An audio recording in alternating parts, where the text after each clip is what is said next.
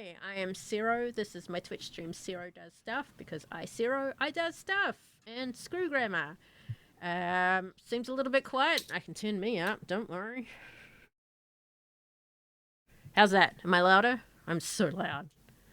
That could be. Am I loud?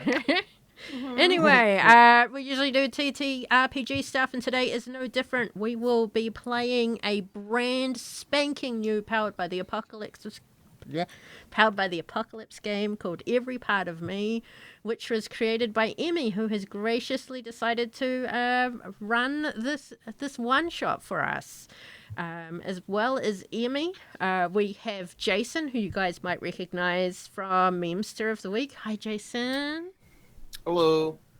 Thank you for joining us. And we also have the famous Dianna Restrepo returning to the stream. Hi, everyone. I'm excited.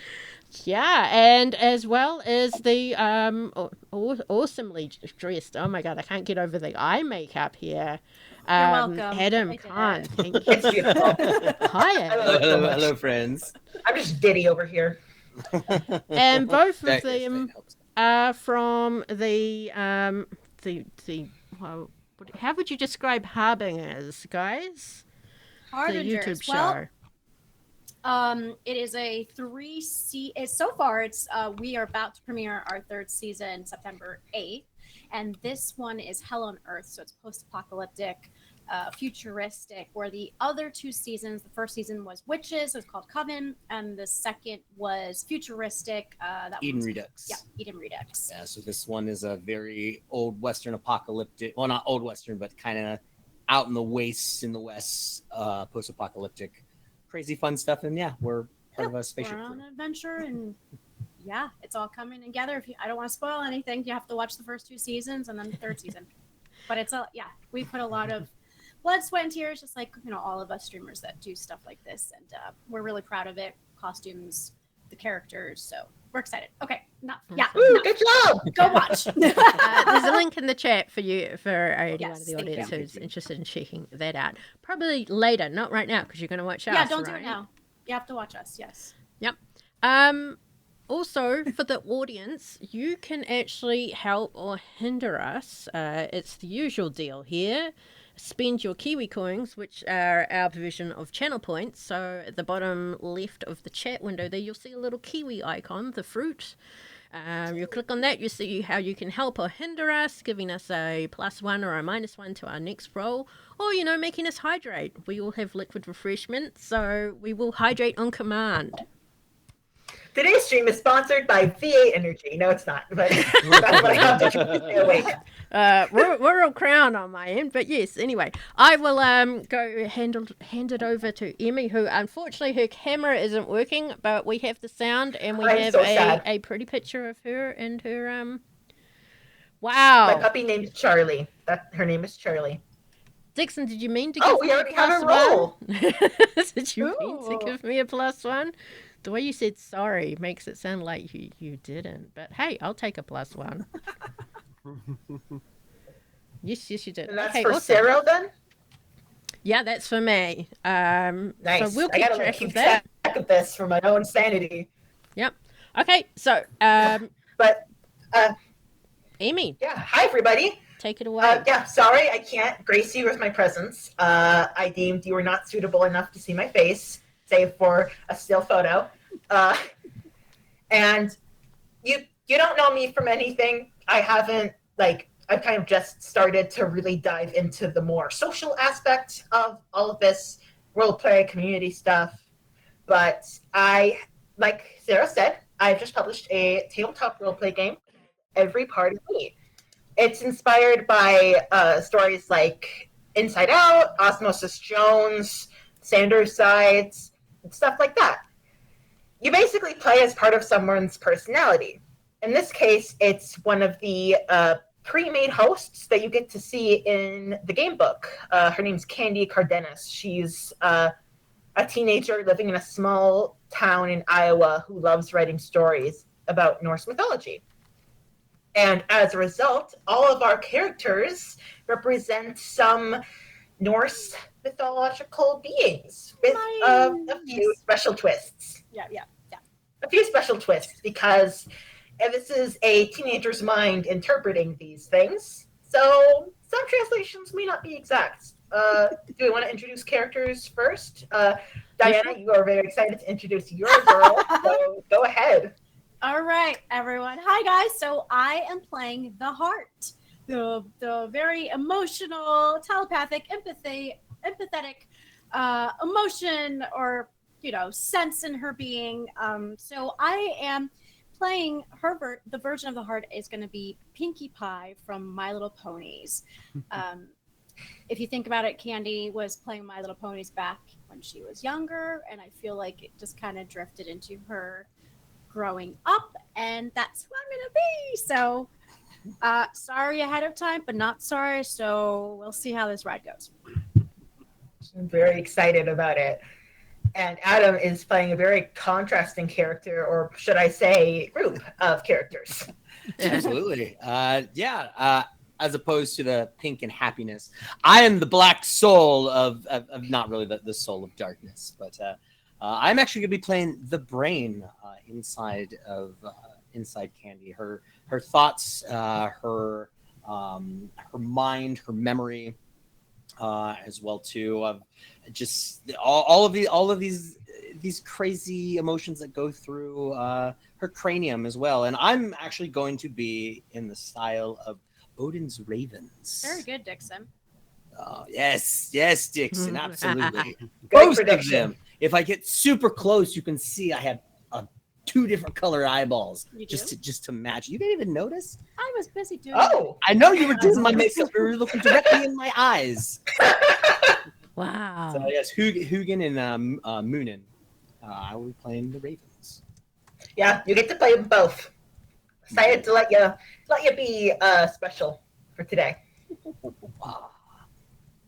Yeah, and Jason is a fun little twist on teenage hormones. Oh, yes, of course. Yeah, today I am playing the piece, The Animal, who is focused almost solely on what do I want, how do I get it, and how do I survive? And so, of course, the best representation of that is Thor. So we're going to be full of righteous fury, as we should be at many things today. Yeah, very specifically the Marvel Thor. I mean, It looks like the Marvel Thor, but Yeah. I will say this: Candy hates the Marvel interpretations of Norse mythology, so this is like a slap in the face to her. oh. You're gonna learn more about her in a bit, but we have one less character to introduce. Yes. Okay, so Oh my god! Is that your secret costume? Oh my gosh, I have like my hands in front of my face and I'm like, ah! Oh, that's perfect! Yes! World serpent lives. this Love it. is why I saved it for when we were live on stream. I'm so happy! Because of the lulz. Yeah, can you guys guess who this is supposed to be? So I am playing Jörmungandr.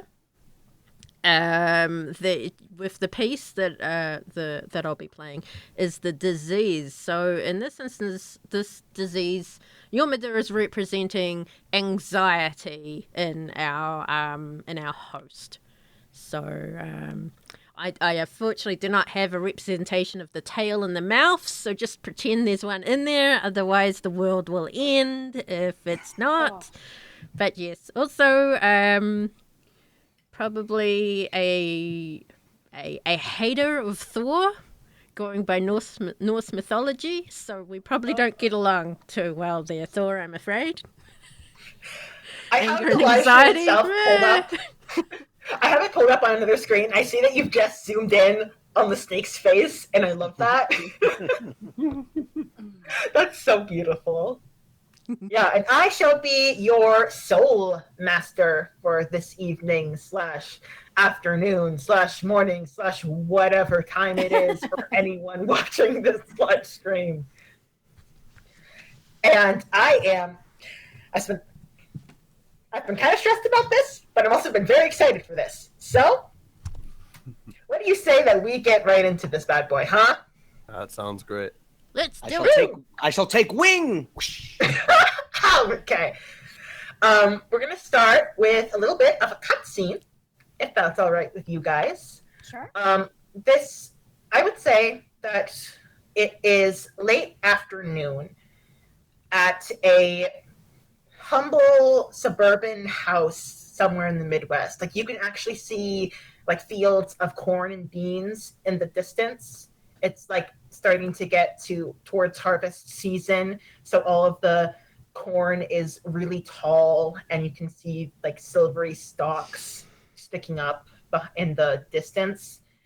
And like it's a pretty humble house in like a quaint little neighborhood, but what we're focused on is a very specific bedroom of this house, which is covered head to toe in Norse memorabilia. We've got posters from basically any game that discusses Norse mythology, like the recent God of War games, Assassin's Creed Valhalla. We have some like classical drawings from Norse mythology. There's one of like Loki being trapped on a giant stone and like having his wife try to help him out, because that's a whole thing in Norse mythology.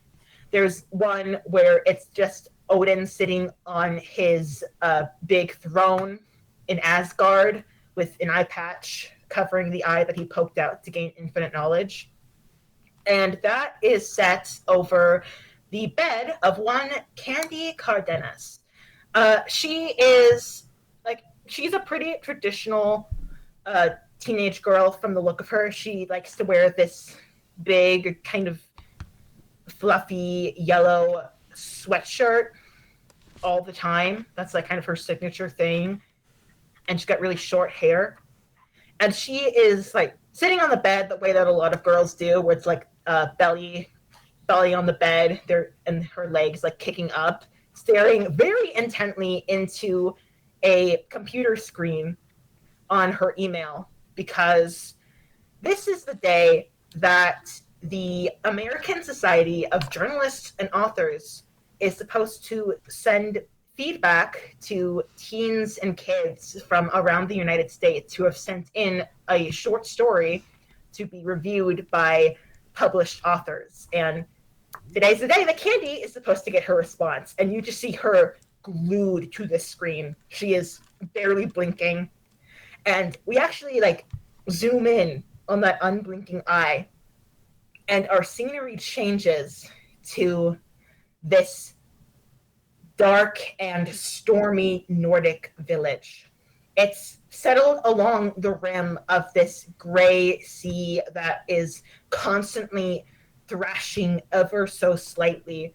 You can see large and mysterious creatures occasionally pop a fin out of the water before dipping back down into the chaos that is the Sea of Serpents.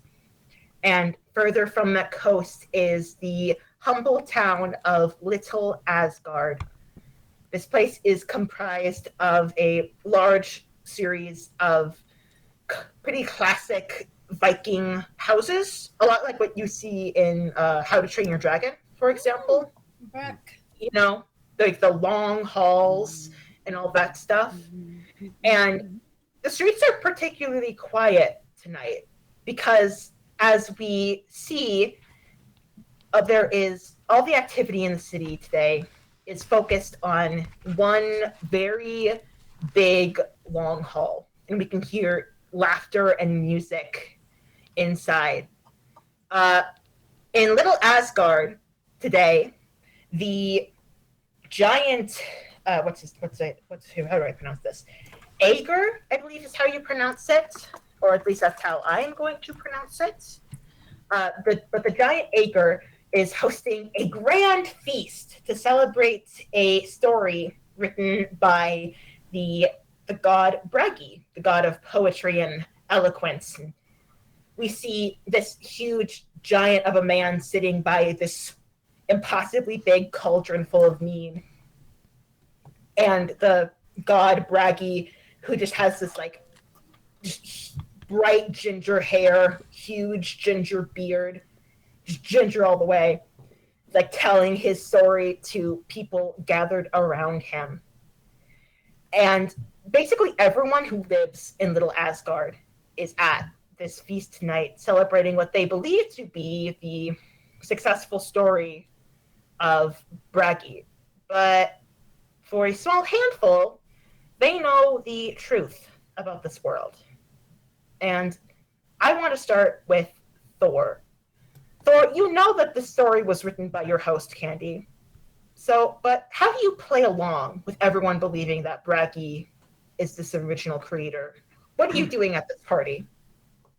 I'm getting shit-faced.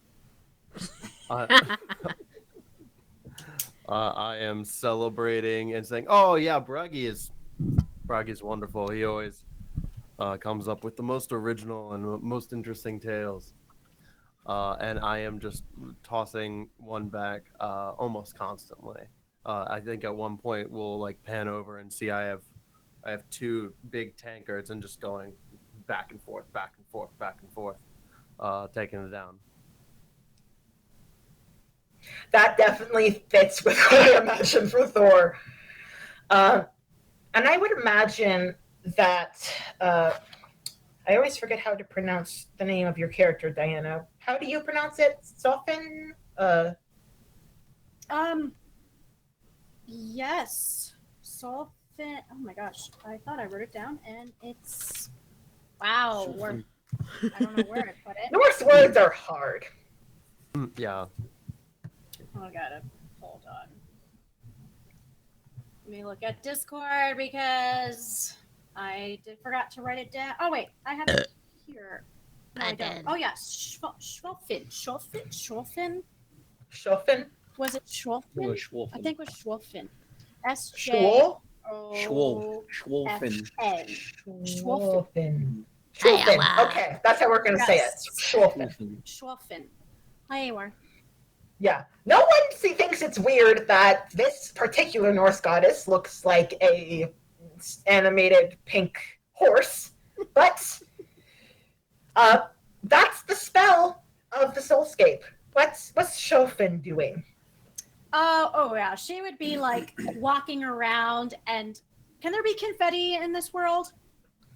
If you want confetti, there will be confetti. Norse Right, confetti. in the Norse confetti. It'd be like Norse confetti. The confetti looks like, Thor's hammer, lightning bolts, crows, feathers. She's just throwing it everywhere, making sure everyone's having a good time. And she'll come over to someone, like, boop them on the head. It's like, hi, you having fun? Yeah. And then she'll keep going and throwing more confetti as if she's a flower girl, but like way happier than you're supposed to be. I love that. I think one of the people that you like boop on the nose would be Frigga. She is seated just a bit in front of Ager's big seat. There's two thrones a bit beyond Ager and his big cauldron of eternal mead. One of them is meant for Odin, and I put quotation marks around Odin because that chair is always empty. Everyone thinks that he is living it up away from Little Asgard. He's off doing his King of the Gods thing. You guys know different, but it's one of those things where it's like if you ever told anyone, people would probably, question their reality. And that's not really something you want to do. But next to that throne is the throne of the goddess Frigga, the wife of Odin. And she looks exactly like Candy Cardenas out in the real world, except older. Like she has her hair longer and braided up, and she's dressed in very fine Norse garb with I think a sort of a pauldron sort of thing on one of her shoulders. And she's always she just sits there looking very refined. And when you boop her on the nose, she just kind of stares at you for a minute before you have to. But I don't even think you notice. You just go off. Mm-hmm. Let's go to the Ravens. What are the Ravens doing today at this party? So as there's music and clinks of mead tankers and plates and silverware as well too, you hear a slight flutter overhead in the rafters, and as the camera kind of pans up, you see a set of wings of a crow sit upon one of the rafters as another one sits courses its way through the rest of the rafters and sits right next to the other one. Amongst the firelight and everything, you see that one blinks and it's got like golden eyes. The other one, as the camera kind of pans over, has this very midnight blue, almost blackish look inside of its eyes. As they kind of call towards one another, almost kind of transported into like the minds of these birds as they're looking at one another. And it sounds like almost two voices saying the same thing, like the same sentence is coming out, or you hear the same sentence, but it's like different inflections of what's actually being said. So it's like, do you think that Sjöfn is having a good time? Do you think Sjöfn's having a good time? So it's like this constant double talk of speech that's happening between these two birds. And they kind of like nod to one another as Huginn, with the lighter eyes, swoops down and sits next to Frigga's head on her throne. And Muninn makes his way down and sits on the top of Odin's throne. As they start just kind of squawking, and you look over as well too, and Muninn is kind of sitting there bopping his head to some of the music that is happening in the back corner of this long hall. And almost like they're laughing in unison with everybody else, to hearing of this grand story that's being told, when in reality, of course, seeing of the eyes and the ravens knowing all, they know it's bull.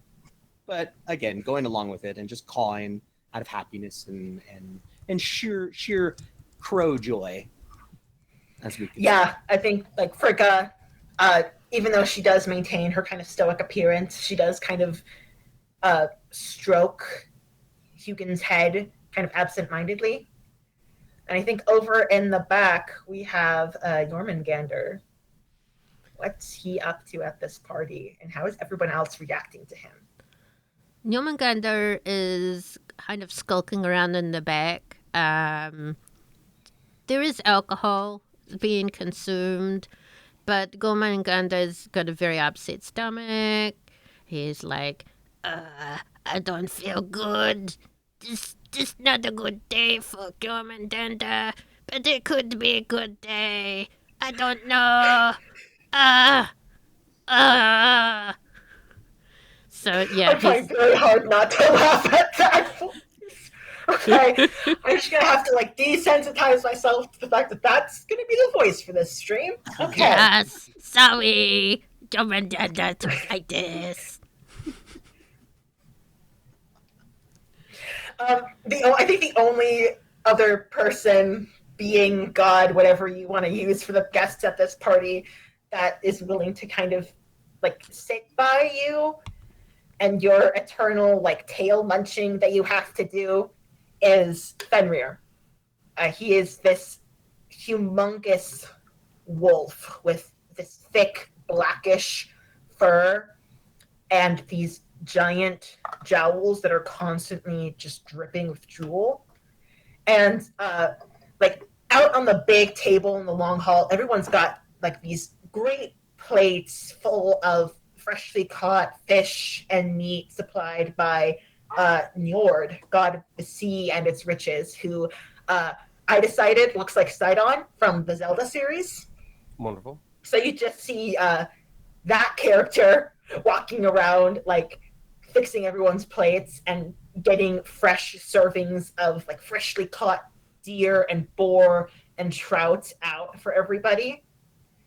But like when he passes by Fenrir, he basically gives the poor wolf like just this like a slab of kind of rawish deer meat.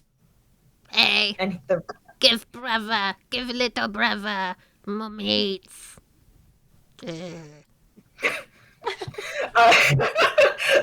Njord looks up at Jörmungandr, and it's like he just snaps his finger, and 3 more stakes appear, and the growl that was about to come out. More. What? He big boy. Keep growing. He seems very intimidated by you, so he keeps snapping his fingers, and the plate keeps growing and growing, and the kind of annoyed expression on Fenrir's face starts to brighten a bit, and you see his tail wagging.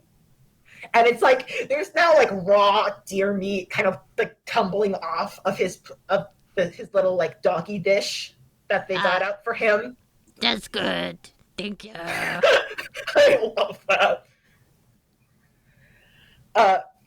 So yeah, he finally gets to leave. And Fenrir he swallows one steak in a single bite. And he looks up at you and he goes, I could get used to meals like this. Yeah, you can have mine. My tummy's so upset. I think yours is like you just have a little box full of live mice or something. Yes, I like to play with my foods, but not today. I just need to know. I'm waiting. Cannot eat now. Play later.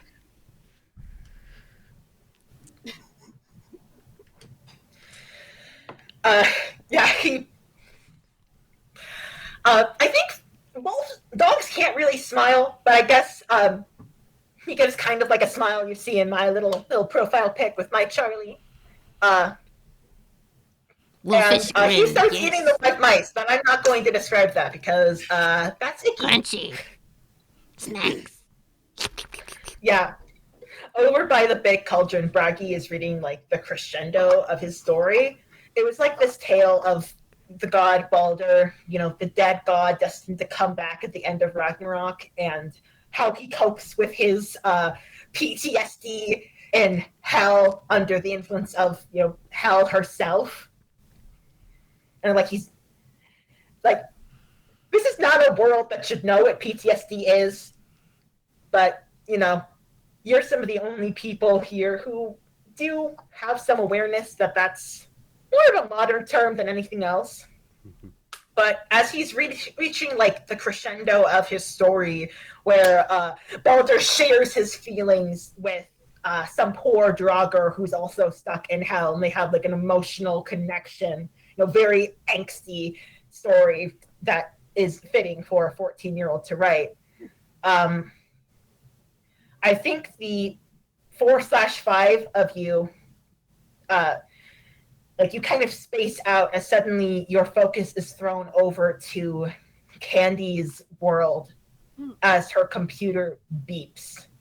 Oh no! And it's That's really annoying. Yeah,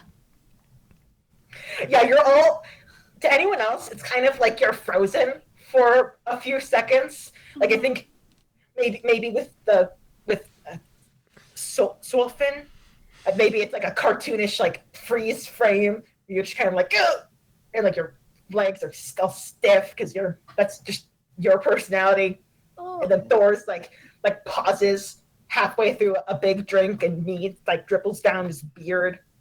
But in Candy's room, she sees that she has just gotten the email from the American Society of Journalists and Authors. And you guys know she's been really excited about all of this because, she's supposed to get a review of this Balder short story from this fantasy author named Daphne Weeks, and she's a big deal. She's like if J.K. Rowling wasn't horrible, Mm-hmm. she's a big fantasy writer.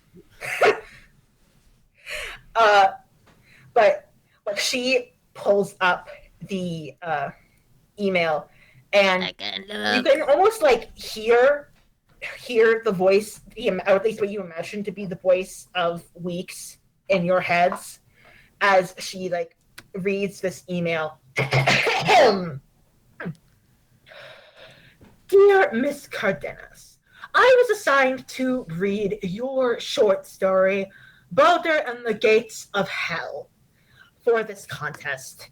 And I was... Sorry, I'm thinking about the right words for this. No, this doesn't sound good. I still can't look. Tell me when it's over. Let's just keep listening. It gets better. Everything gets better when you listen. I don't think so. I was expecting a more traditional short story, I will admit, but I was excited to see your personal take on Norse mythology. However, I am loath to admit that the further I read, the further I wanted to stop reading. No. That's really mean. Miss Cardenas, I'm worried that you didn't fully understand the concept of this contest. This contest is made to support your own creative and original stories and foster the next generation of authors. And although this may come off as a little harsh, I feel you need to hear this. This reads more like fan fiction than a proper short story. The tropes that you employ with Baldur and his relationship to the other members of Hell are contrived and overly emotional. It feels like the sort of story a 9-year-old would post on their Wattpad. And I can see potential in there, yet it feels like there's a wall between what you're capable of doing and this focus that you have on the stories of the Norse. In the future, I would suggest trying to develop more original content and try to veer away from this Nordic obsession of yours. I believe your writing would greatly benefit if you looked at some other influences to your work. Norse mythology can be a great medium for storytelling, but I am afraid you may have become too focused on this medium. And there's more technical stuff about certain story points, but it's all in the same tone. And we are going to implement one of the mechanics that I have for this game. It's called the inner state. This represents how Candy is doing at any given moment. And we start out at an inner state of 4, where she's stable and feeling pretty all right. But I'm going to bring her down to an inner state of 3. And when this happens, everybody takes a temporary -1 to one of their 4 aspects, which, for those of you at home, are kind of the stats that they use: mind, heart, spirit, or hope. I'm going to do hope. But you're all going to take a -1 as a result of her mood lowering with this letter. I think, Sjöfn, you feel this most of all. Yeah. Your mane kind of deflates as you all snap out of it.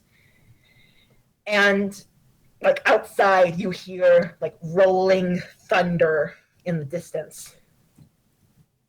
Yeah, when the thunder starts, you hear a flap of wings as both crows take off, and just inside the head, especially of the 3 of you guys, you just hear everybody's a critic, everybody's a critic, everybody's a critic, everybody's a critic. As the 2 sets of wings start flapping around, feathers starting to go everywhere. As one goes over and rests on Thor's tankard, the other one goes and rests on Sjöfn's mane on the top of the head. Everybody's a critic. Everybody's a critic. Oh, it's not fair. Everybody's a critic. People are so mean. I think this lady has too much time on her hands. I'd expect better of a professional. Yes. But I still don't feel too good. God's sake, she's a child. Of course it's not as good as what you'd expect from a professional author. She's a child. Of course it reads like fan fiction. She's a child. Yeah, she's a child. You're right. Maybe if we like all cheer child, we can get her happy again. Just cheering. No? I'll cheer by myself.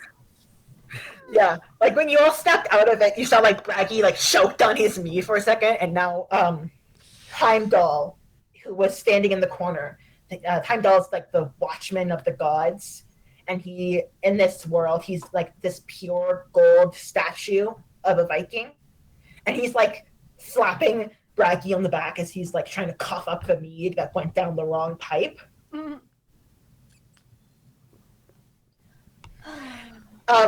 And another crack of thunder ripples outside, and you see a few people like some of them get a little spooked because it sounded very close, and you hear rain just start pummeling the outside of the long hall.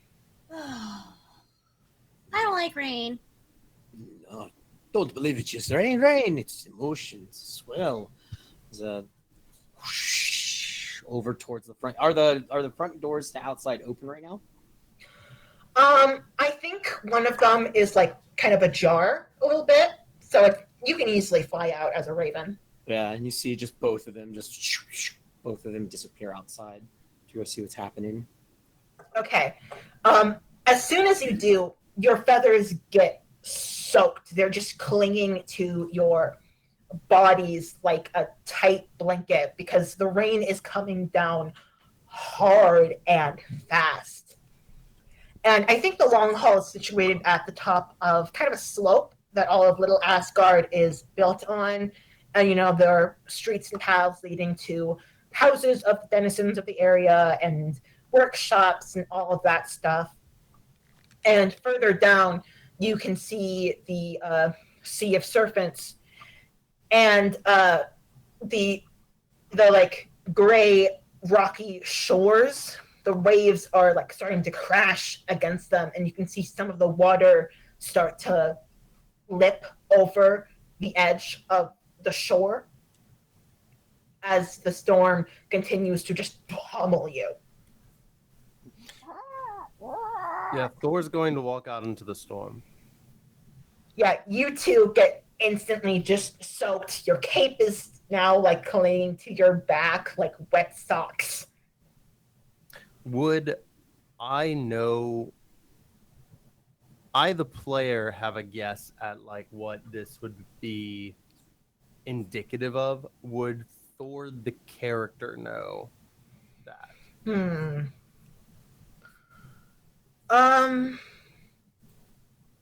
Candy not happy. I'm trying to. It's hard to think about. Well, I can have you do a fulfill your purpose roll and see just how connected you are to the inner workings of this soulscape. For those of you at home, fulfill your purpose is one of the basic moves available in every part of me. This is kind of a catch-all sort of move, similar to Act Under Pressure and Monster of the Week. With this one, when you do what you were made to do, whether mundane or magical, you roll plus spirit. All right. Yeah, I have a 0 in spirit, so this will just be a flat roll. Come on, big flat roll. Okay, that is a 6. Oh! Nice. Yeah. So I gotta double check what I put down as all the possibilities of the response for this bad boy. Is there a way for Jörmungandr to help? Let me double check.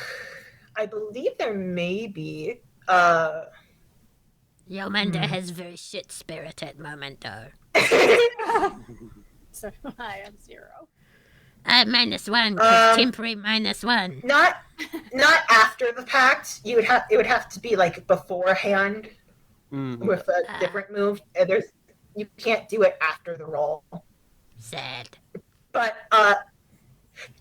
Thor, I think you're just very confused about why you can't control this. I mean, you're the god of thunder. This should be your thing. You don't really notice the way that the the Sea of Serpents is a little more wild than usual. I think you are just very annoyed, and you don't really want to think through all the implications of this, because that's not your style. You just kind of go for things. I think that Thor would just start seeing this as a danger to like the citizens of Little Asgard if this like continues from this point.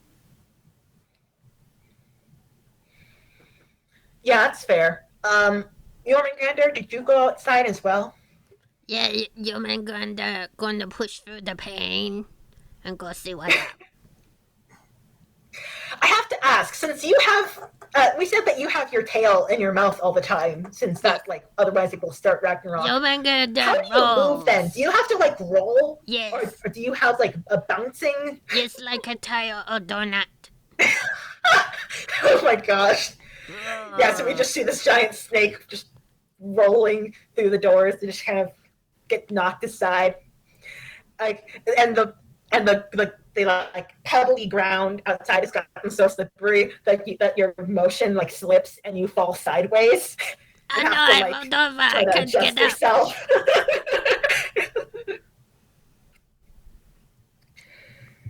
But yeah, it is very stormy outside, and I think like there's another big crack of thunder, and this time you can see it.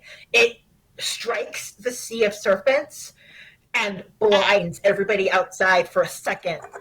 And when your vision starts to clear up, you can see that the sea is getting even more chaotic. You can see that now the water is starting to climb over the shore. Oh no. In a way that it typically doesn't. Where you guys go? Don't leave me alone. I'm staying in here. I'm not leaving. Yeah, everyone else, like everyone inside the long hall, seems like they're like talking to each other, and like some of them are like, Thor is the god of thunder. He should be able to take care of this. And like one, like, because you know, storms in an ocean town are never a great thing. But Ager, sitting on his throne, this huge kind of bluish giant, stands up, and he goes in this big, booming voice. You're not a giant of the sea for nothing. Let me see if I can appeal to the spirits. And he starts to kind of like march his way over to the outside of the long hall where you guys are all gathered. And I am worried for him. Yeah, you should be. Because he gets outside, and like, you know, the ravens, Thor, Jörmungandr trying to get up. You're all out there. I'm falling and I can't get up. Yeah, you're just trying your best over there. But Ager like looks to the sky and goes, Odin, I know you don't like to join our parties, but don't you suppose you could give us a bit of a nicer day? And then there's the biggest crack of thunder you have ever heard strikes almost like right in front of you. All your ears start to ring. I think the ravens get like disoriented. You guys are flapping around. Even Thor gets kind of knocked off balance. And through like the blinking of your eyes, Jaeger is now on the ground smoking. He's just been struck by lightning. Jaeger, this is no smoking zone. So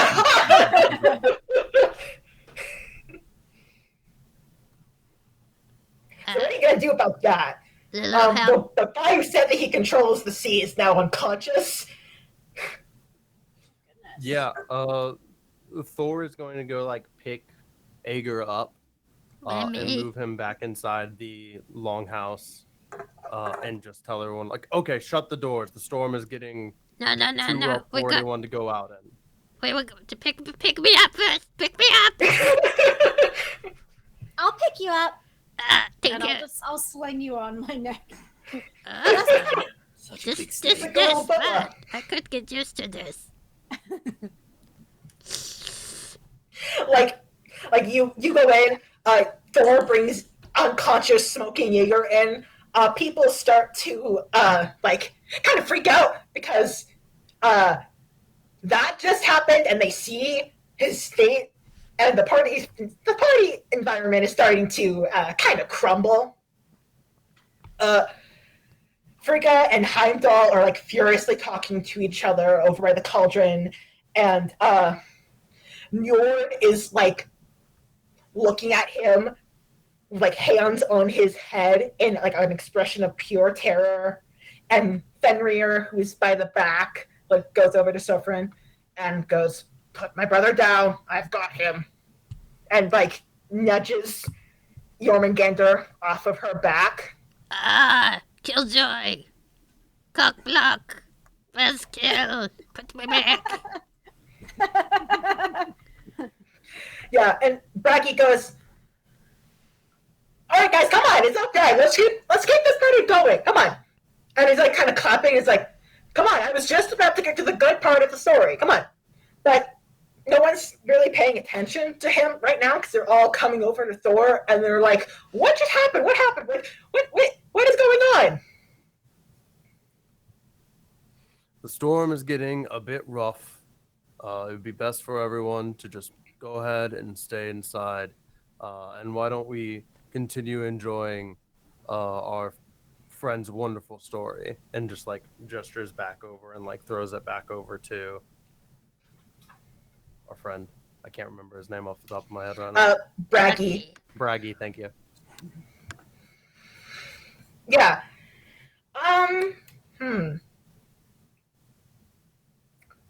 I think I'm gonna have you use the move Stand Tall. This move involves. This move says that when you push through adversity, roll plus hope, and on a hit, you have a few different options that I will explain if you get something good. Okay. Yeah, I have a +2 in hope, so that'll be great. I'm really glad I had a +2 in hope because that's a total of 7. All right. So you or another piece gets +1 forward. You rattle those who stand against you, making them change the situation to your favor. Or you inspire your friends. Everyone who believes what you say gets to mark experience. But because you rolled a 7 to 9, I have to give you a price to keep going. Because you're the god, you're supposed to be a thunder god, even if you understand sort of your role in this metaphysical world towards candy. And I think if you want to try and like continue the party and ignore what's going on outside, I think I'm going to have you mark shock. Otherwise, people are going to continue to like, try and figure out what's going on, try to leave the party, stuff like that. Okay, yeah, I'll take that. All right. That's so in this game, folks, we have 5 different conditions to mark like kind of injuries: rage, terror, grief, shock, and isolation. And each one of these kind of replaces one of the basic moves with an altered version of that mood to reflect your altered emotional state. So you push through the shock and the ringing of your ears, and Braggy picks up on your call to continue the party, and he like climbs up the giant cauldron and like dips his tankard in to get more mead. And he goes, "We've faced worse storms before. Come on, let's continue. And a good chunk of the group is now like continuing the party and continuing to go back to eating and whatnot. But the other 3 of you, what are you guys thinking about this situation? Well, she's just kind of doom and gloom and just kind of sits down and she just wants everyone to be happy, and she can't because everyone is sad right now. So she just sits Your ravens.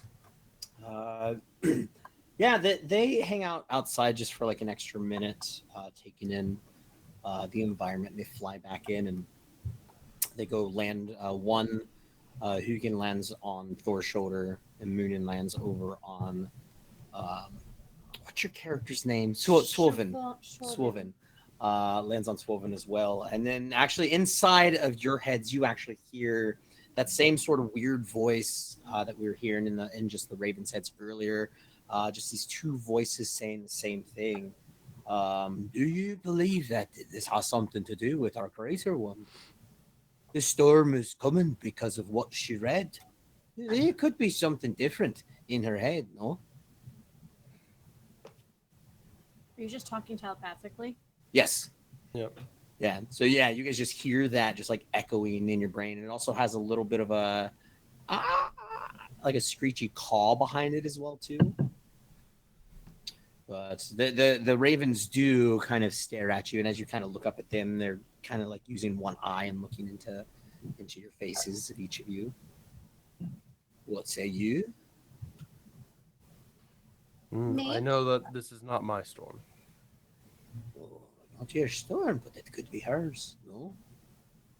I think so. Maybe we should talk to Freya about this. Yes, Freya would be a good one to talk to. Absolutely, yes, I agree. It would be good to talk to. Jörmungandr, do you have any thoughts about this? Jörmungandr does not have thoughts or voices in his head at the moment, so he's just, this so sad that she got a bad critique, and this lady with not too much time on hands should get a new job, not anything to do with children. So you like tuning out the telepathic conversation then? I thought he was only doing it on the people's whose shoulders he's on. Oh, were you doing that just to those, or were you talking to Jörmungandr as well?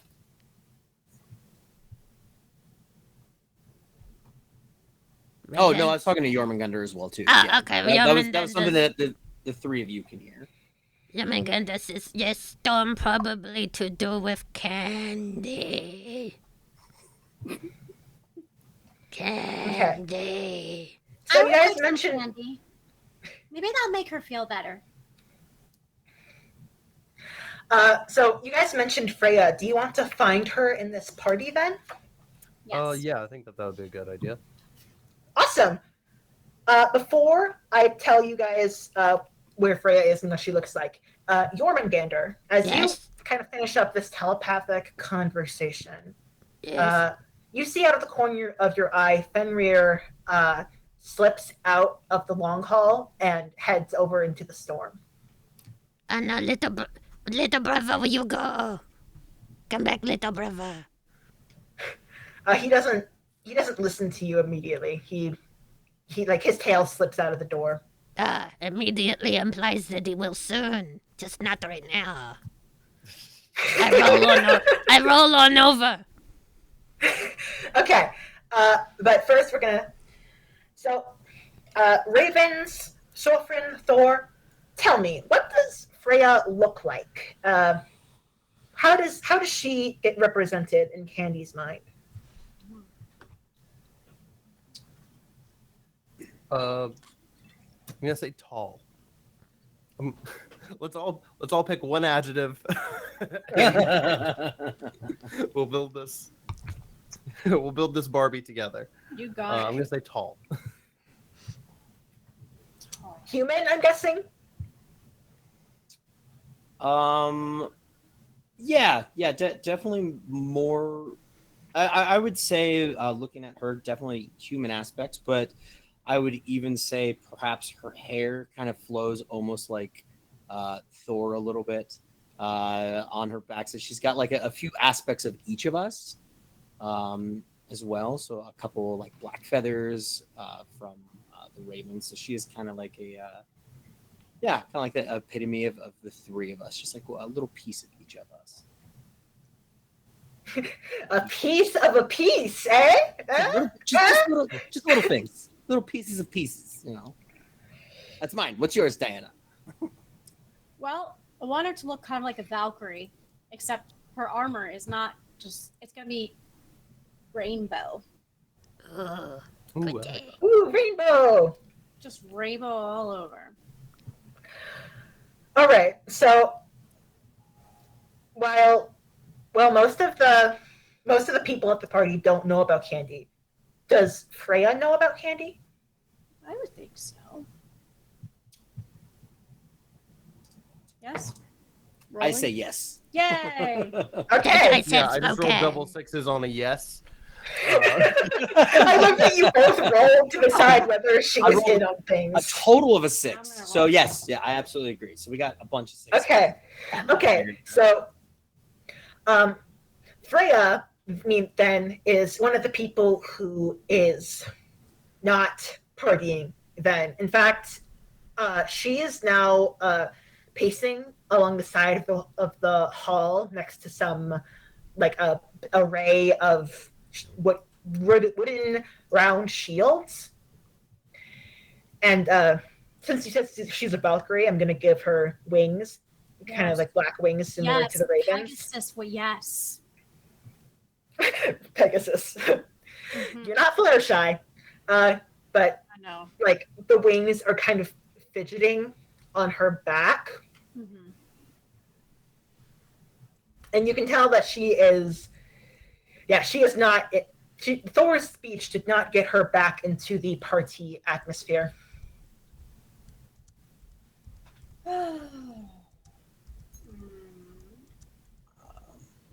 Go ahead. Yeah, I suppose that we move over to her, and Yeah. I'll just ask Freya, like, Freya, do you know what's going on here? Oh, this is not good, my friends. This is not good. Do you feel that? Do you feel the energy coming from her today? This is. I mean, I know that there have been students and there have been people who have made fun of her about these passions before, but this feels different. This feels wrong. Like she's kind of like gripping parts of her armor on and off nervously and keeps pacing back and forth. Do you want us to do anything about it? Can we? Let me think.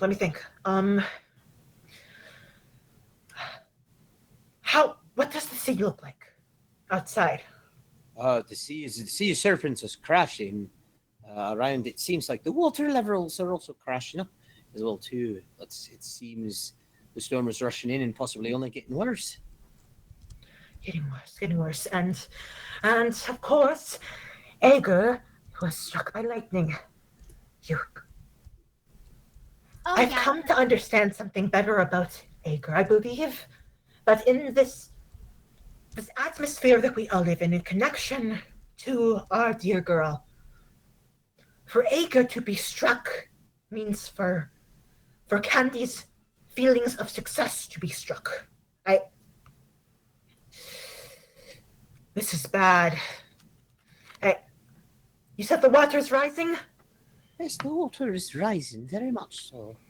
Yeah. It's getting much more, and it seems like all the creatures out there as well too are also getting agitated with whatever is going outside. If the water touches more and more of the houses, if it rises too much, then more of our dear home will be in danger, and therefore more of what makes Candy will be in danger. That's not good. No, my dear little pony, it is not good. It is not good at all. But no, you, and she points to Thor, you decided to try and keep up the party atmosphere. We need all hands on deck of this situation. Excuse me, Freya. I have my party cannon.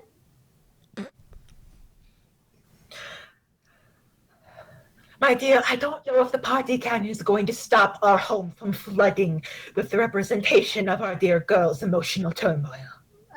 okay. I just thought maybe to lighten the mood up, but okay. As you guys brainstorm with Freya about how to handle the flooding, Jörmungandr, Yes. you head outside following your brother, and he is following the path down towards the sea.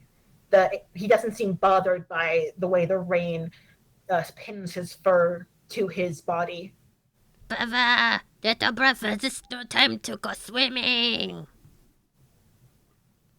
He looks back at you and says, "Brother, come with me." And he starts to jog down the path through the rain. Where we go? Roll faster. Yeah, so it's just you picking up speed, rolling down the hill, kind of rolling alongside your brother. And eventually you get down to the Sea of Serpents, and the rain is still pouring, and now the pebbly shores have been swept up by the rising water. And Fenrir has this look in his eyes as he gazes at the water. And he says, "Brother, do you know what this means?" Not exactly, but I know the look in your eye. That's the look in your eye that you had when we went and we broke into the place with the ladies that were naked, and it did not end well for us. Oh, this is much better than that, dear brother. This is much better than that. I think this is potential. He waves a paw to the water. Potential And to get wet. And he goes, "Brother, look at this place. Look at it. Yes. And look at all these, look at the homes that most of these citizens are allowed to stay in. And then look where we are made to stay." And he waves to where you guys stay in Little Asgard. And it's like a cave a little bit off the coast. Yes, it's nice And you can cave. What see- about it? Why must we be the ones who stay in the cave? Why must we be the ones who have to act as some harbinger of doom? And be alienated from all of these so-called gods who believe they know more than we do? When is it our turn? That's a good question. It's probably our turn when I let go of my tail, but then it's no one's turn, 'cause we're dead. He, as you're talking, he, dips a paw in the water, dramatically, kind of, looking at what reflection he can in the churning waves. What you doing? We need to get to higher ground. Yes, so why are we at the waters? If we're going to go back up the other ways, you make no sense, little Look, brother. what I'm trying to tell you Yes, tell is me. that we go to higher water, Yes. but only us. 'Cause you're selfish. These Got people aren't our friends, brother. it. These people I do mean, not care about us. I say that we let this water consume the Little Asgard, and we make a new home in the wreckage. just you and me. I don't think we can make babies together. And but can we bring the pink one?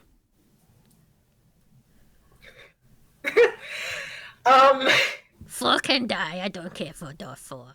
Blick. He drowned. Boobs, don't. I don't- Boobs are fine. Don't mind boobs. I'm trying to think. I don't know if the pink one has a place in this new world. What do you mean? I Oh, don't my think tummy. anything that represents this place can have a place in our world. But This that place cannot means stay as it is if we want to grow. How long has Little Asgard been Little Asgard? How long? about has 14 things been years. exactly about 9 like months. this? 14 years and Do you want this place to stay exactly like this until you finally let go of your tail, or do you want something different from your life? Well, I mean, something different would be nice, but it doesn't have to be everyone die. It could just be like a few of them die, like 4. Wow. I'm gonna have you roll to get them on your side. This move says that when you try to convince someone to side with you or agree with you, roll plus mind. Okay, fine. So, mind. I go roll. Hang on, I go put dice in mouth. I want two ones, and one from the audience, and one from mind. How many is that? 1, 2, 3, 4. I rolled a 4. Oh no!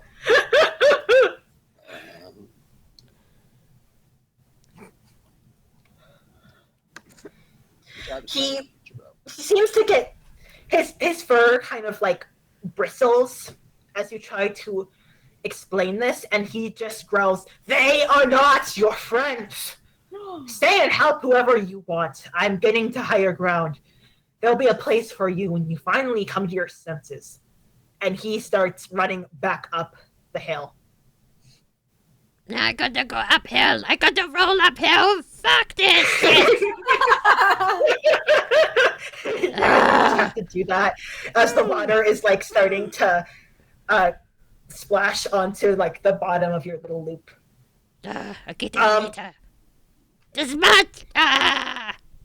Okay, so everybody in the long haul, do you have have you been thinking of any plans as to how to prevent the flooding from getting worse?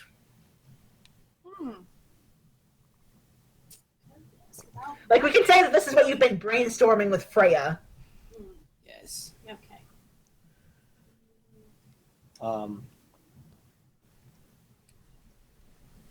The Huginn and Muninn would be saying, we could attempt to go into the storm itself and try to talk to Candy and hopefully appeal to her consciousness as well and make it even easier for us to try to attempt to calm the storm. Especially if we do believe that it's truly her. I agree. I like that idea. Freya just goes, "Do you think that could work? We've never been able to speak to her before." We can try. You have to have a lot of heart. I agree I with the have heart. heart. Absolutely. The brain and the heart definitely combine into one a lot. And I think we are on a good path. That is what we believe. I agree. At the very Thor, least, do you have we can anything? Oh, sorry. Do you have anything to add to this? At the very least, we can find whatever it is that might be causing the storm itself and hopefully hit it. Well, unless it's her mind, we're not going to hit it too hard. Well, I am technically the mind, so yes, please do not hit me. That would be bad. Okay. And as you say that, you all freeze. Like, Jörmungandr freezes mid-roll up the hill. You guys freeze mid-conversation. And you're going to get another flash of what Candy is doing. She has left her room, and she's sitting at her kitchen table, like this kind of golden brown table pushed against the wall. And like she has a lot of younger brothers and sisters, and they're all like playing and watching TV in the room behind her. But she's managed to get her mom to come and like listen to her talk. Mm-hmm. And she just goes, she called it fan fiction, Mom. I was really hoping that she would give me, something productive, or say that I was being really creative with what I did with Balder and the Draugr. I was really proud of that scene. And she goes, I know, honey. I'll admit, this was a very harshly worded letter. She could have expressed these opinions in a much more appropriate way. I'm quite ashamed of her. And Candy catches on one of those words. And she just goes, Mom, you liked my story, right? It takes a while for her mom to respond, and in that silence, Candy just goes, "Oh my God, you didn't like my story, did you?" And her mom goes, "No, Candy, hey Candy, no, I loved your story. You were very creative." And she just goes, "But you don't think it was good? You think it was just some dumb fan fiction too?" And her mom goes, "Well, honey, I do think Miss Weeks has a point about the Norse obsession." And Candy once again goes, "I love Norse stories. There's so much about them that reflects the world that we live in now." And she just goes, "Yes, but does everything have to be about the Norse stories? It feels like sometimes that's all you think about, honey." And she just goes, "Okay, that's not true. I like to think about food. I like food, Mom. You know, I like Pop-Tarts. I like to think about Pop-Tarts." And she just goes, "Yes, but half the time when we try to talk to you at dinner, the only thing you'll really talk to us about is Norse mythology. Don't you think that this is part of why you've been having troubles making friends at school?" And when she says that, Candy kind of shoves the chair she was sitting back in, and she just goes, "You don't know anything about what I'm writing, okay? My writing is important, and it's going to be good. You and Miss Weeks, none of you know what you're talking about. I shouldn't have even told you about this." And she marches over to the stairs, go back to her room, and her mom is just kind of like left sitting there stunned. And when you get back, Jörmungandr, Bleh. the sea has grown Ah! exponentially. You are, in the few moments that you were frozen, the water just surged. It is now at the level of some of the houses, and you are like now splashing in the water. The momentum of your roll having been very interrupted. Ah! What? No! Soon I will have to be float like life preserver, but I roll faster on everyone. Oh, my tummy hurts so much. Oh, it's like it tied to knots. I quickly check. I am not tied to think the knots. rest- It just feels like it. Those of you in the long hall, I think you hear Jörmungandr's like yelling outside. I would start running outside to go help. Immediately running outside. Me too. Yeah, the water has risen a lot, way faster than it should have, and you see that it's rising like cartoonishly fast now. And like Freya runs out with you, and she goes, "Odin's beard." Yeah, so I'm gonna start with Sjöfn. You see your friend is just like flopping in the water. Mm-hmm. He's not very good at swimming. How are you going to help him? I'm going to run as fast as I can, and I want to scoop him up with my nose, and then like throw him onto my back. Okay, so I think I'm going to have you roll to prevent harm. This is another hope roll. When you protect yourself or another person, roll plus hope. Although, I forgot to say this because I was planning on this happening after the cutscene, but her mom, like, not being as supportive as she could have been, brings her down to Interstate 2. So, now you guys have -1 to 2 different aspects. No. What one should I pick?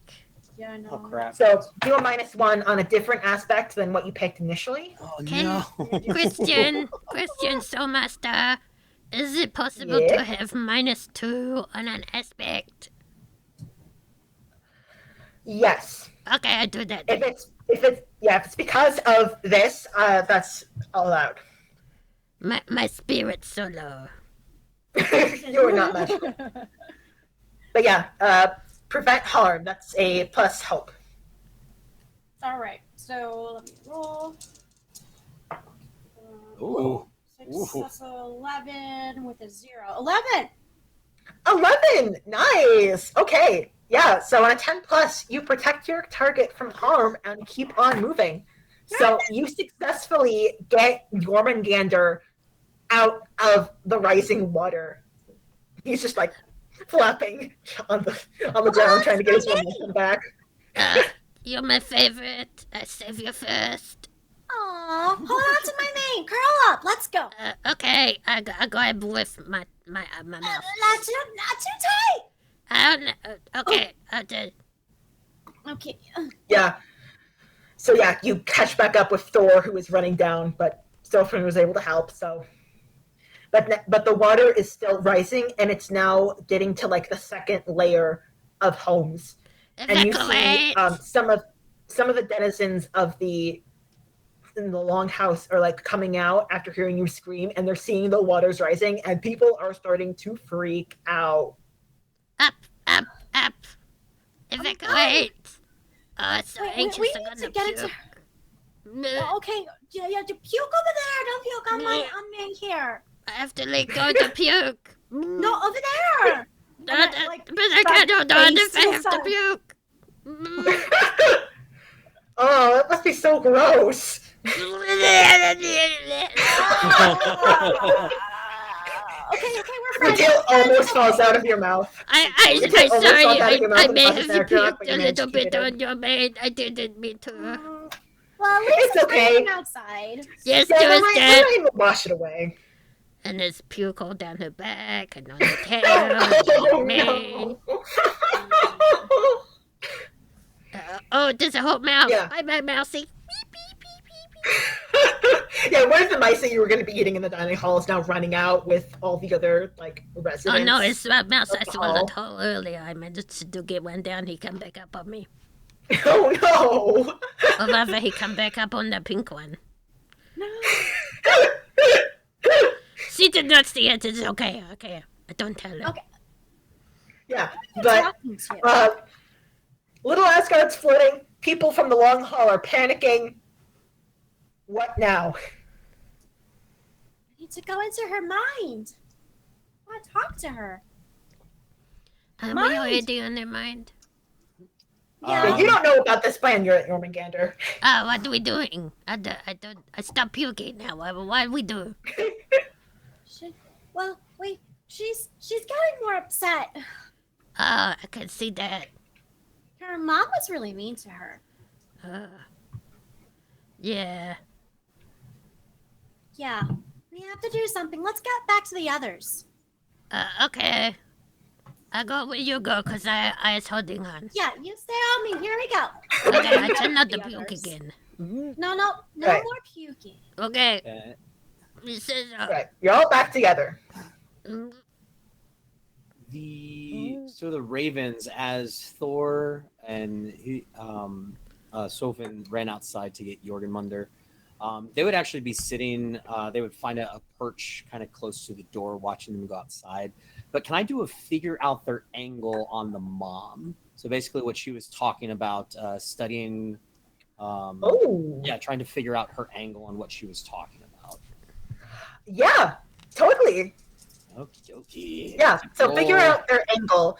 When you study someone, roll plus mind. Okay. That is going to be a 9. You got a +1 All right, from the audience. Actually, no. Yeah, let me use that +1 from the audience to make it a 10 then. Nice. Okay, so on a 10 plus, you get to ask 2 questions from this list I have. Okay. I will answer honestly and give you something truthful to work with. Okay. Do you need me to read out the questions, or do you have the document out? I've got the questions open. Thank you. Right. Yeah. So between the two of them, they both blink their eyes, and the first question from Huginn is, what was her intentions towards Candy?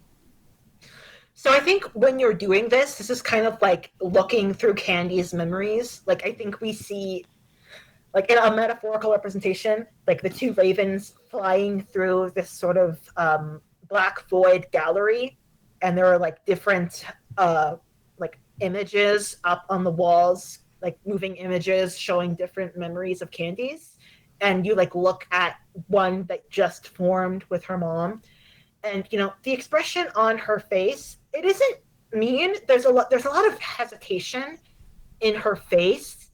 It's not like she seemed to be trying to like be mean, but just trying to, like, she looks concerned.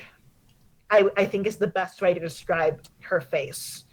What she said came more from a place of concern than from a place of, I want to make fun of my daughter's interests. Excellent.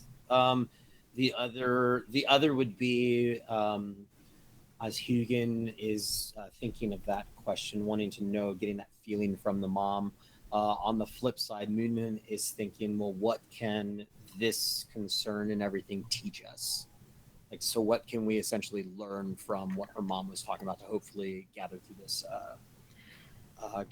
problem, and especially the events that are going on like right now. I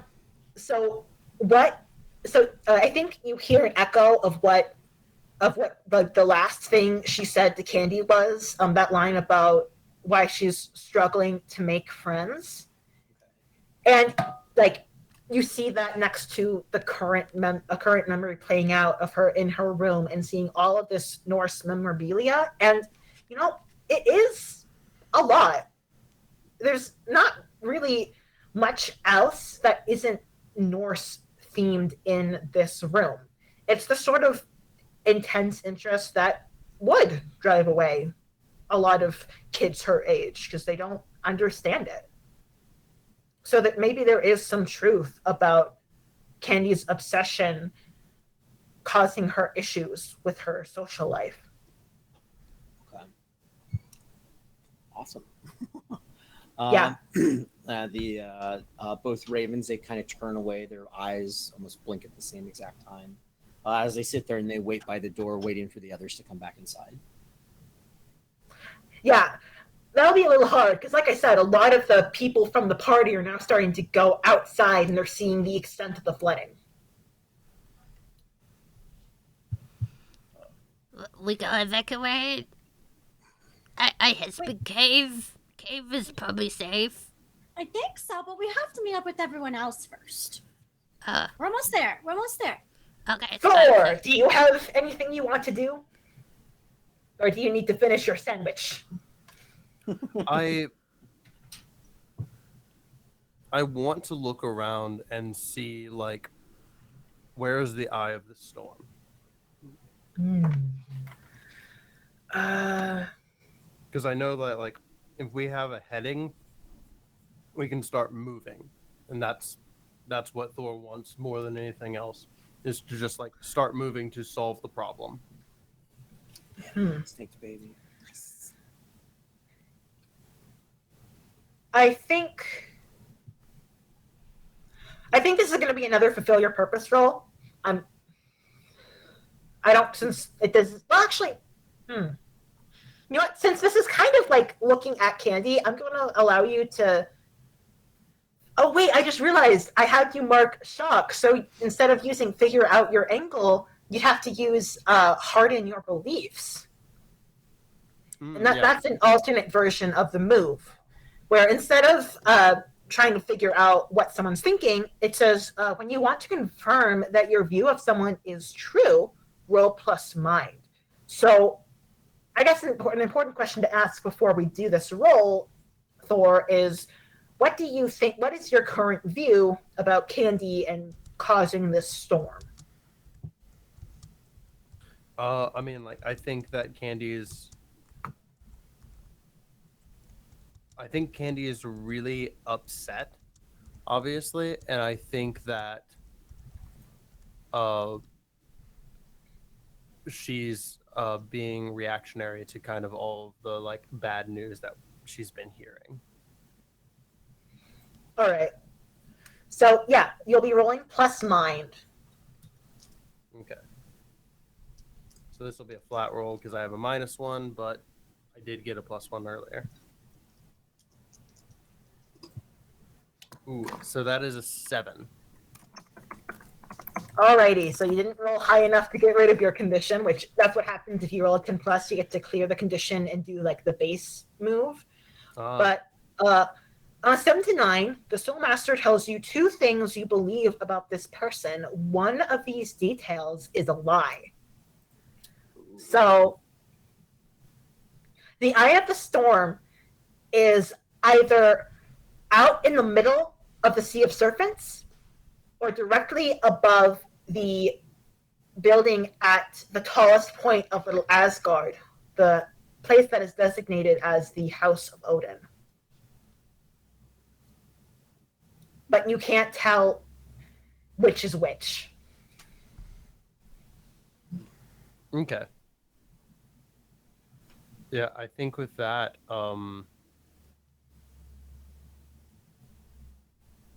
Thor is going to just like go over to Huginn and Mugen and Jörmungandr and Sjöfn. Sjöfn. Sjöfn. Mhm. Sjöfn. Chopin. Chopin. Chopin. Beethoven. Going to go over to everyone and say, I think that the Eye of the Storm is probably at the top of our mountain. That might be the easiest place to get to try and figure this out. Okay, Okay. let's go. Yeah, Freya says, I will do my best to keep everyone from panicking and going closer to this Eye of the Storm, but I am not feeling well. Like, she's like clutching her side and her wings keep fluttering. Like, she looks like both like she's gonna throw up and like she's on the verge of a panic attack. Oh man, I know that feeling. I'm feeling it too. Oh no. We can Can puke I- together.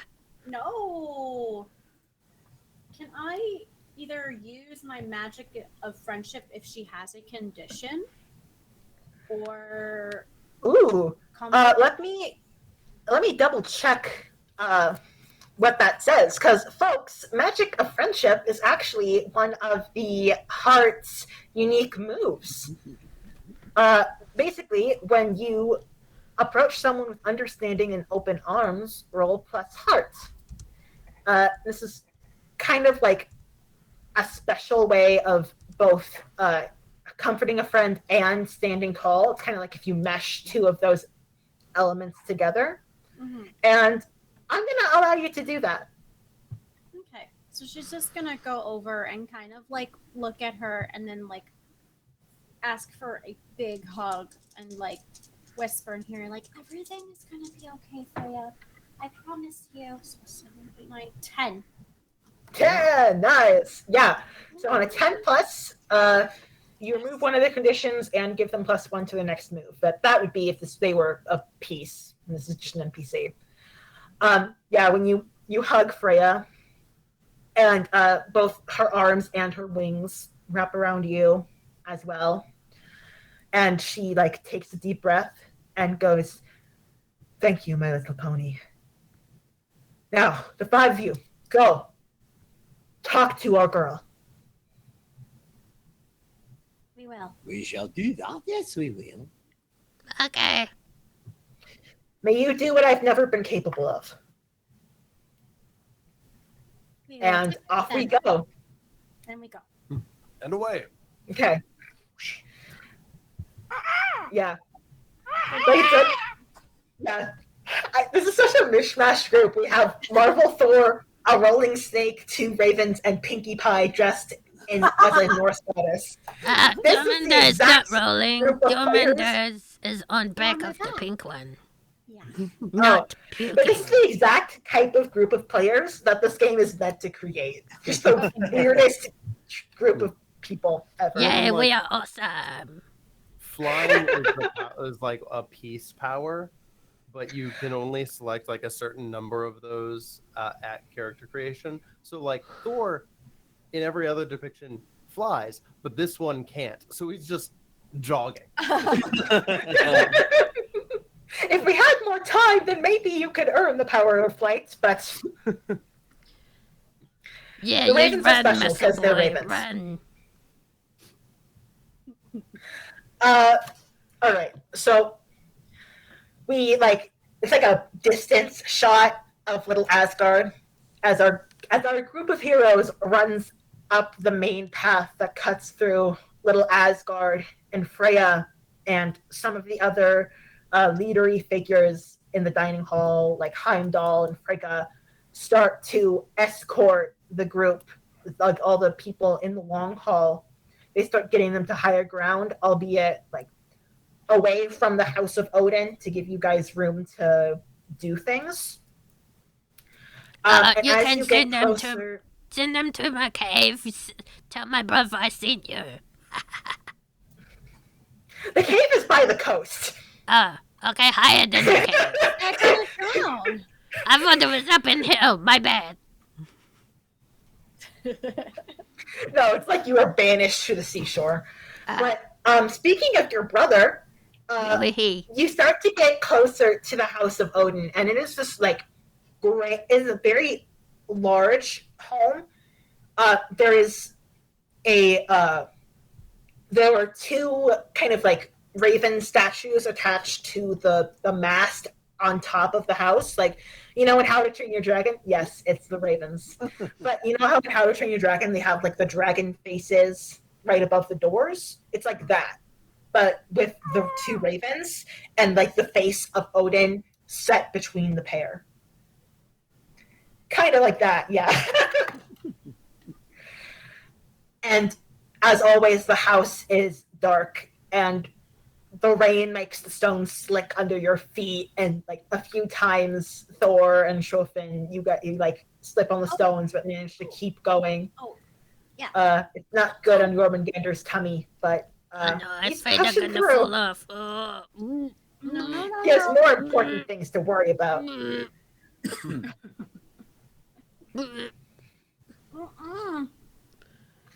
But as you get close to this House of Odin, you see Fenrir pacing outside the doors. Oh, look, it's my little brother. Looks like he's come to help us. Is that right? No, I don't know if he has. He's a bit. I think he got knocked on head or have too much meat poisoning. Maybe he's just talking crazy. But yeah, as you get close to the doors, Fenrir, he turns to you, Jörmungandr, and like he looks as annoyed as a wolf can with their limited facial expressions. But he just groans and goes, "Fine.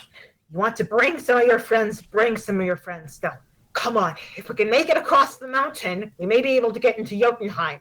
And then from there, once the village floods, we can return and rebuild."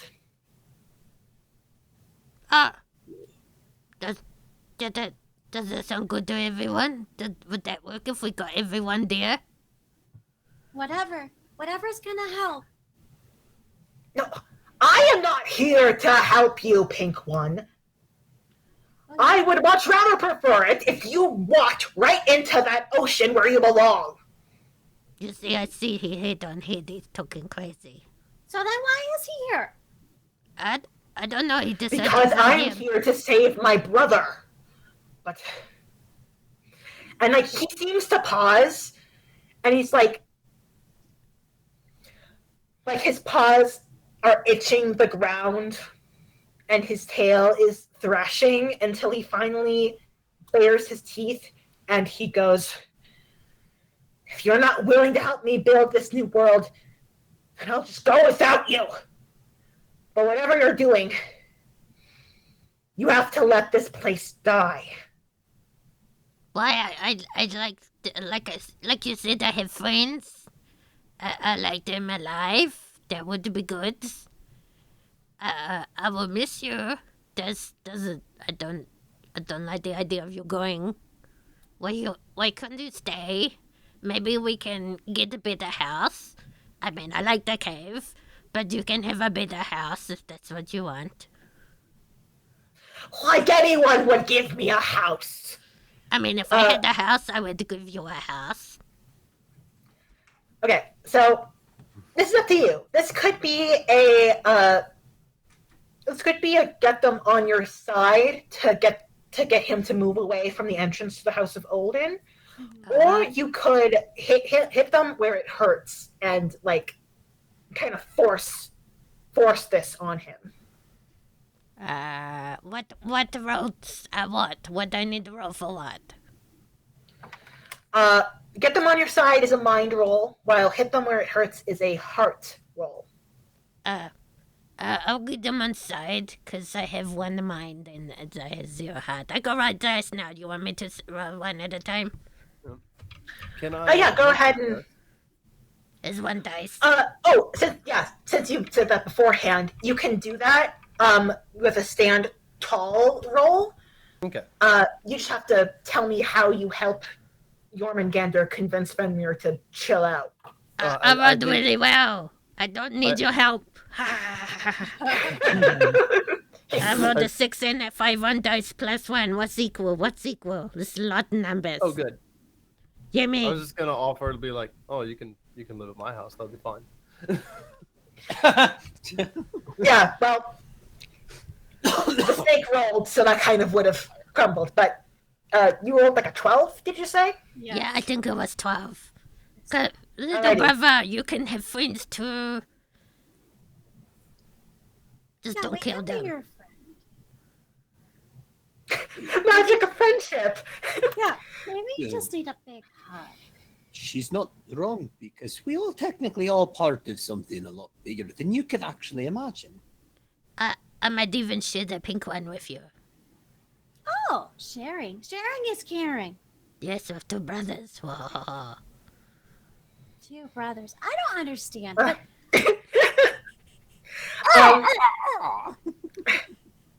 Fenrir starts to look kind of pensive, and he stops his pacing around the front of the House of Odin. And he goes, "How can there be a place for me here? You and I are destined to end this world one day, and yet you want to stay with these people who Yeah, fear well, I us." mean, it's pretty nice. Other than okay, I admit you do not like the cave, but other than the cave, if you're somewhat, if you can tolerate Thor, then we don't have to ruin the world yet. and we both have beautiful manes. I can help you brush your hair. Make you I look am pretty. suddenly jealous that I do not have hair. But we can be your friends too. She's right. Hey, I hate Sorry. male presenting. Okay, I'm Okay. sorry. Fenrir turns to the House of Odin, which I think has, someone a long time ago. I don't even know if you guys know who did this, but they put like this old lock over the doors. It's more like a seal with old rope wrapping around the door handles, and this huge kind of metal lock keeping it all together. And Fenrir rears up, and one of his giant paws just smashes that lock open. That was And impressive. the door, creaks open slightly. And he goes, "I don't know what you're planning to do in there, brother, but I won't let you go alone." That makes me feel so much less anxious, little brother. Thank you. And with that, you can enter the House of Odin. I want to leap off the pink one's back and onto my brother around his neck. He wear me like a necklace. Nice. Hmm. Okay, so I think the inside of the House of Olden is designed to kind of look like a temple. There are old rugs that lay out across the floor, places for people to sit and worship Odin, but it seems like they've never been touched. There's a lot of dust that collects on them.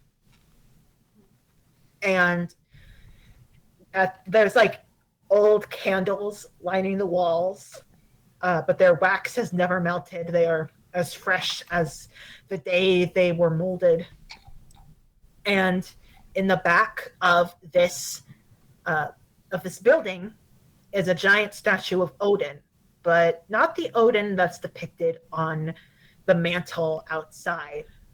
This is Candy dressed as Odin, with the short hair and the eye patch, and even like something of a beard, dressed in the robes that Odin is traditionally seen wearing. But you all recognize it as Candy, save for Fenrir, who goes, "There's a statue of Frigga in Odin's shrine."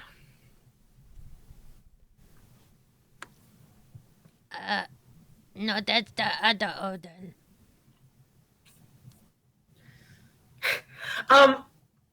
He raises a brow at you. Just go with it. Again, we said that there's more to most than most people would actually see and hear something that you will see as well. Differences. Yeah, but it seems like a pretty much a standard temple. Okay. So The ravens will fly up to the statue and perch on either shoulder. It feels like home. Absolutely. Oh. That's good. you look good up there. You both do. We thank you very much. This is where we sit most times when Odin is here. But is he here? Even not being here. Yeah. Can I make a check to see if from up here if I can sense anything from Odin or any more of the storm coming from here? Yeah. Let's do a fulfill your purpose roll. Fulfill my purpose. Spirit. Let's go. 8 plus 2 more. Boom! Rolled 8 plus 2 gives me a 10. 10. Nice. Yeah. You successfully do your job without complication. What was it you wanted to do again? I blanked out. So as Huginn and Muninn both perch upon this statue, they both like open their mouth and like call out, almost like they're calling for like the energies of Odin here, or any type of just feeling the energy from him or his house, seeing where exactly, trying to pinpoint where the storm might be coming from. The one uncovered eye of Candy Odin glows. And the doors to the house slam shut behind you. There is, at the statue's feet, something starts to glow and swirl. And like some of the candles that line the walls suddenly light up.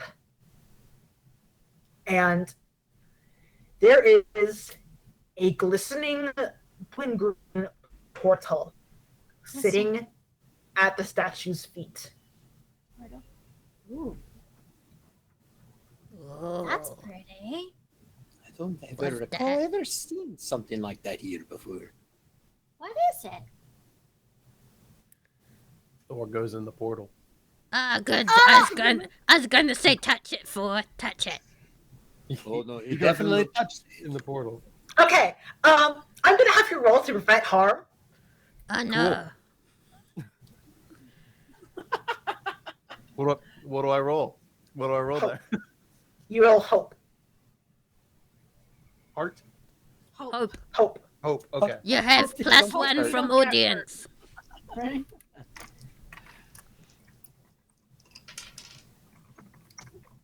All right. 5 and 4 and 2 and an additional 1 would be a 12. Let's go. Nice. All right. Yeah.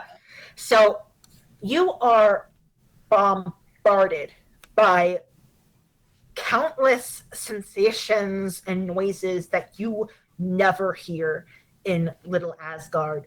You hear high-pitched beeping, wild honks as though from the voices of monstrous birds. You smell sulfur and stink in the air. Yes. And suddenly you tumble out onto a dark gray street with a little yellow line in the middle of it.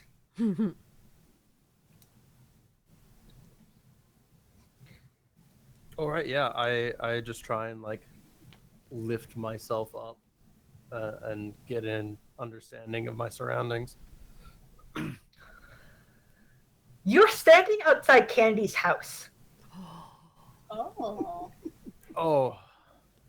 that's fun. Okay.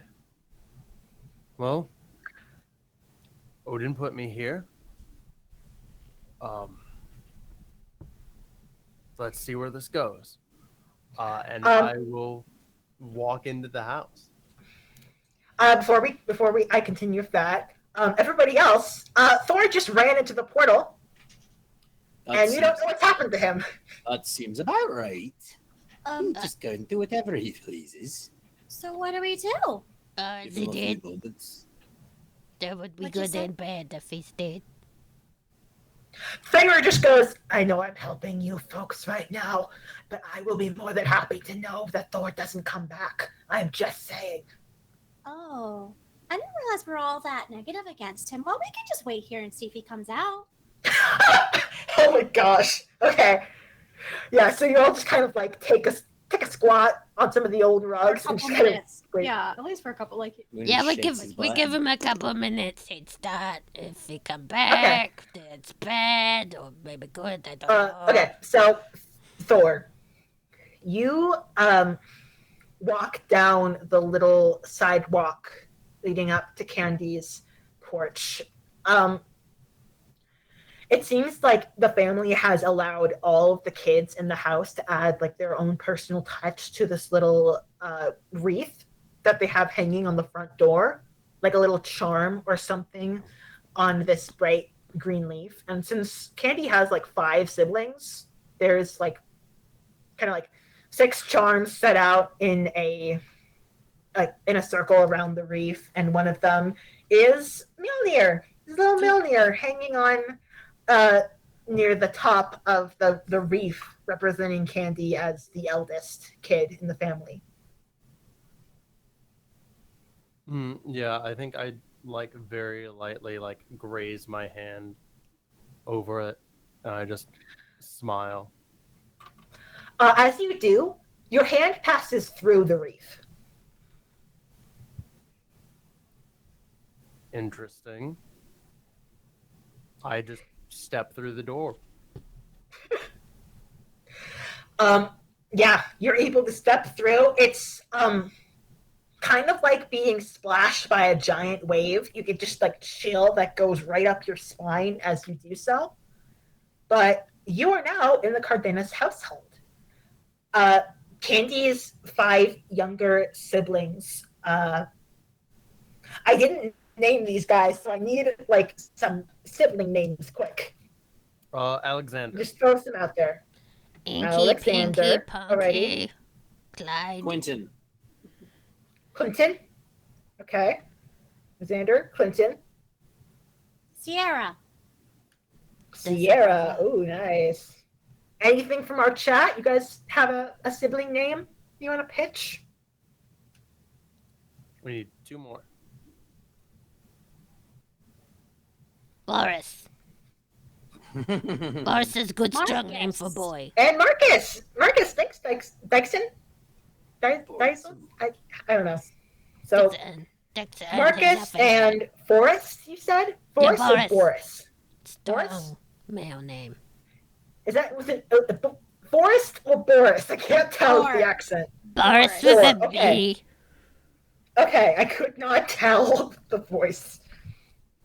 Yeah. It's So okay. it's 4 boys and 1 little girl, like the youngest little girl, and it's a chaotic mess over in the living room. They've got Bluey blaring on the TV right now, and Sierra's being a good little girl and just kind of watching and just enjoying the show.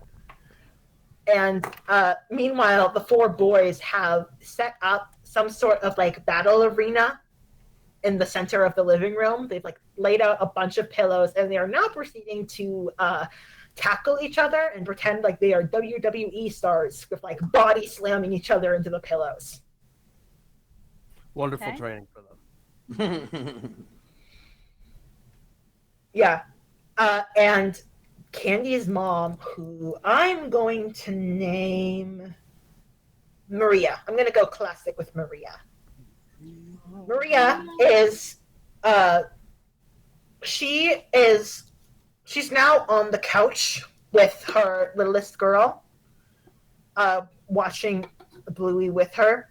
She doesn't seem very engaged with the show right now. She seems kind of lost in her own thoughts while all of her kids play. And as you watch this, you hear you hear a car pulling in through the into like the driveway of the house, and like Marcus and Boris, she goes like, Dad, that's home.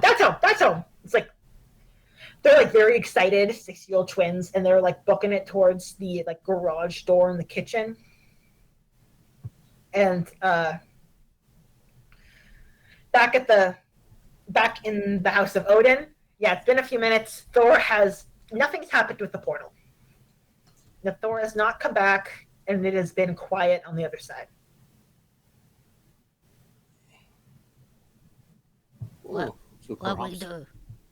perhaps maybe we should start going in and trying to help him out if we can. Yeah, so yeah. Yeah, I would try first, and Huginn with the golden eye swoops down, kind of swoops out through the room and flies right into the portal. So Huginn is the only one who goes in, and Muninn stays there. Muninn is staying for the time being. Yeah, Huginn wanted. Okay, so this is going to be 2 roles because your peace skill, which is kind of like your superpower, is having your ravens separate but still maintain a like strong connection and a good awareness of what's going on. So you are going to show off when you use the fantastical powers of a peace roll plus spirit. Okie. Ooh, let's go 12. Yeah, 12. Ooh. Yeah. On a 10 plus, you successfully use your powers, pick an outcome, which is shapeshift into a new form, directly influence the host's behavior, or perform a peace skill, which in this case would be performing a peace skill. So as Huginn flies off, you're both able to keep a good mental hold on what the other sees. So now I'm going to have you roll to prevent harm as you go through the portal. Prevent and harm. Oh, and this is hope. Ooh, oh man. Yep. Okay, that's a 9. Yeah. 9. Alrighty. Ooh. So on a 9, pick one of the options below. The host loses a point on their inner state, or you leave yourself or someone else open to danger and they take a condition. I would say by doing that, even though the bond is incredibly strong between Huginn and Muninn, I would probably say just whatever this portal is and everything. Can I give myself? I would leave myself open for danger, and I'll give myself a condition. Yeah. Feel free to choose. Okay. Well, I'll describe the feeling to you. It is a sensory overload. That good connection that you have with your other raven half is kind of biting you in the butt right now because both of you are getting bombarded with 100 different sights and sounds and smells all at once. So you can pick what that leaves you with in terms of a condition. Sure. I would say because of that, even though again the bond is strong, but I would say I'm going to take isolation because at the same time, both of them, even though they are still connected with that, they feel very isolated because they're not close to one another. In that physicality, close bond that they have.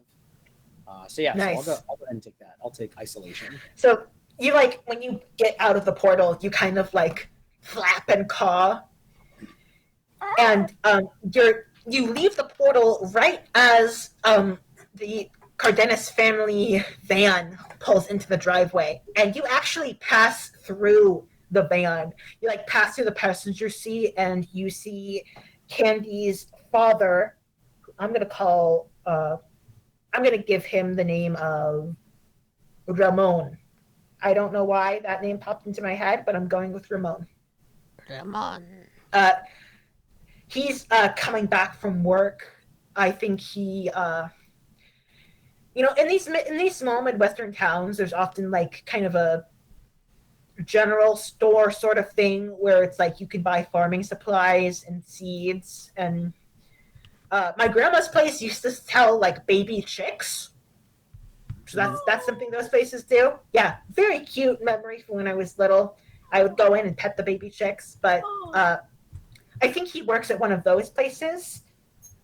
And so he's like one hand's taking off his name tag as he pulls in, but Huginn is just like kind of like tumbling through the car and then kind of falls onto the driveway as the garage opens and Ramon parks his car. And Thor, I think you hear the violent squawking outside.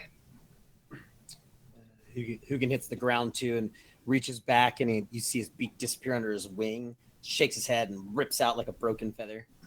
Oh.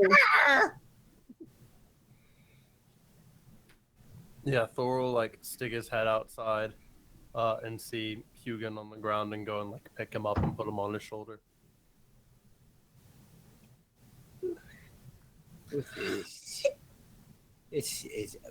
Where are we? What is that beast that I went through? What is this place? Is this hers? Near as I can tell, I think that this is where Candy lives. So she does have a place of residence where she does live. And did you see her yet?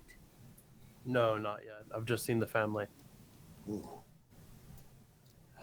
Perhaps the others should be all right to come in. Hey, Muninn, you should be all right. You can make it in. Yeah, so back in the House of Odin, Muninn gets that message. He said, Huginn says that everyone is all right to go through, that it is the place of living where Candy is. Oh. Fenrir just goes, who in the Nine Realms is Candy?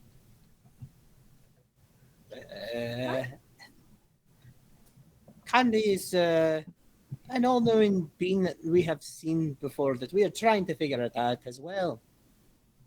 Do you mean Odin? And it like waves a paw at the statue.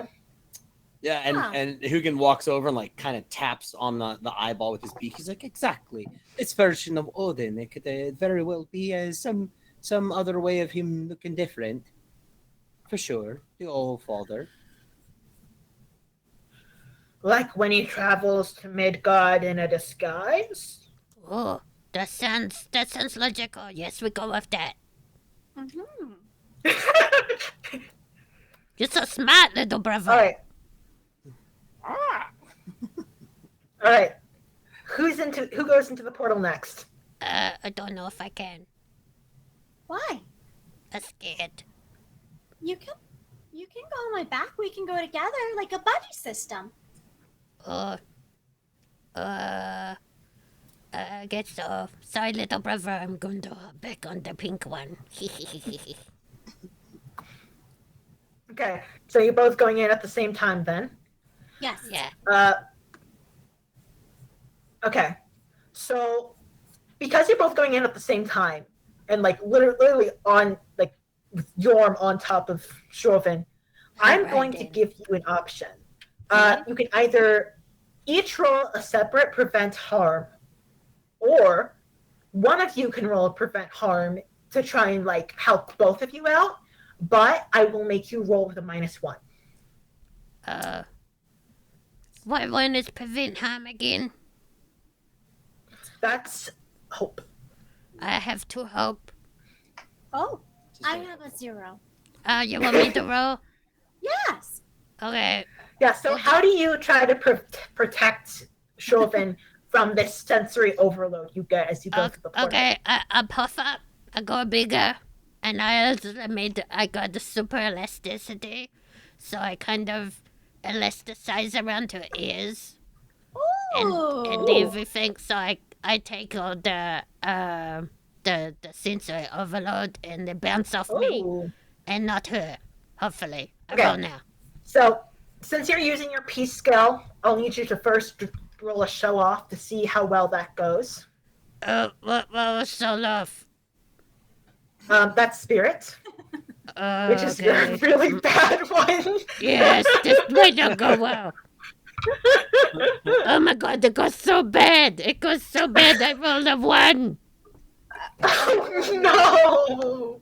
I'm so sorry. We're gonna die.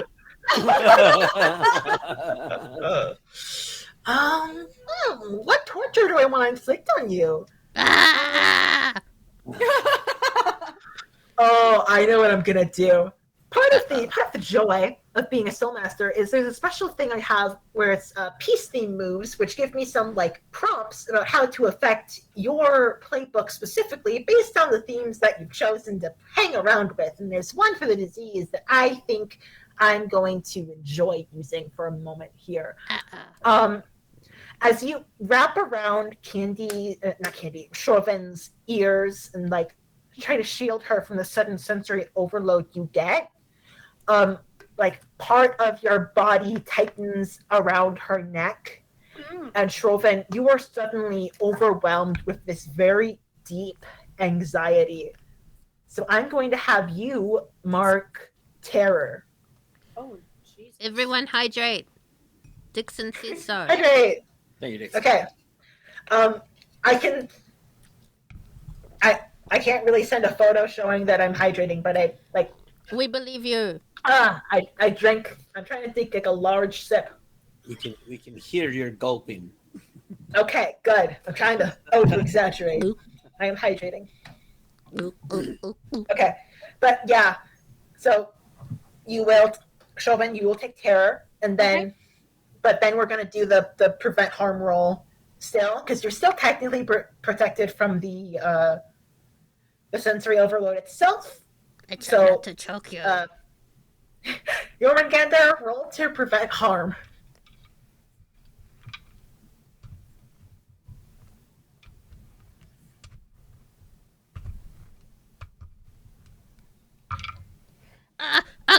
Good news, everyone. I rolled a 5 and a 6, and I have 2 hope.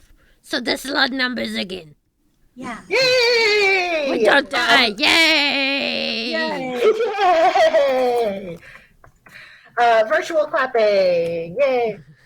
Okay, so despite Jörmungandr's, let's call it overexcitement to make sure his friend's okay, you both leap out of the portal onto the street in front of Candy's house, where you see Thor and Huginn waiting for you.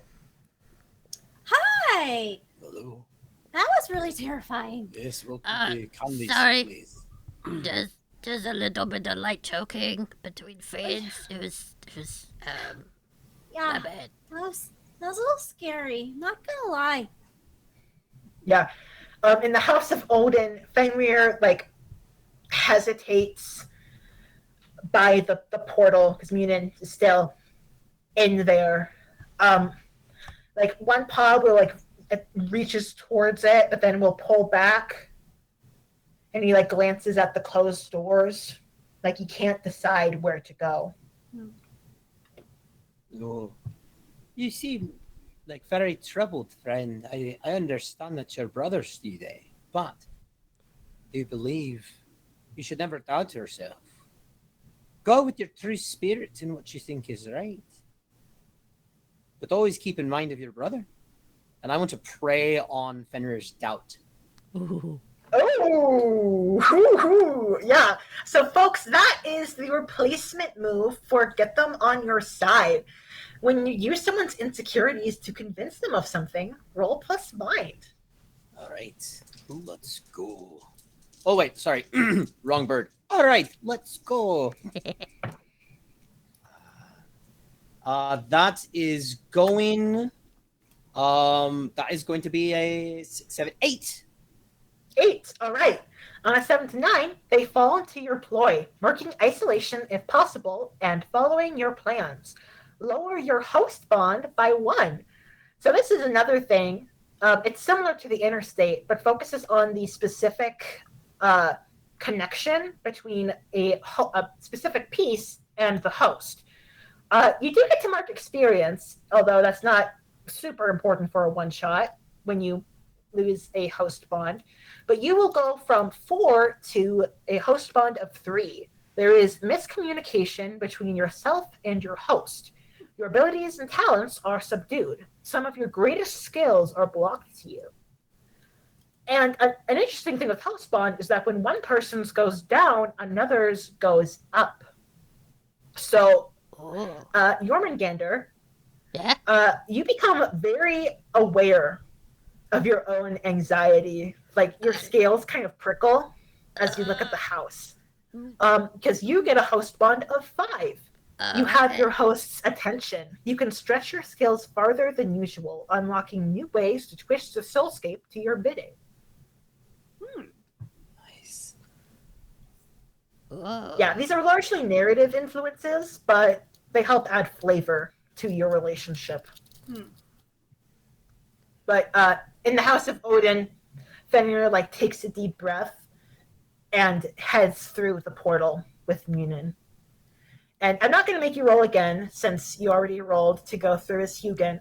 Sure. But I do think some of that strong connection, even once you get through the portal and you reunite with your other half, you still feel a little detached from one another. Like your thoughts between each raven aren't as clear as they usually are. Yeah.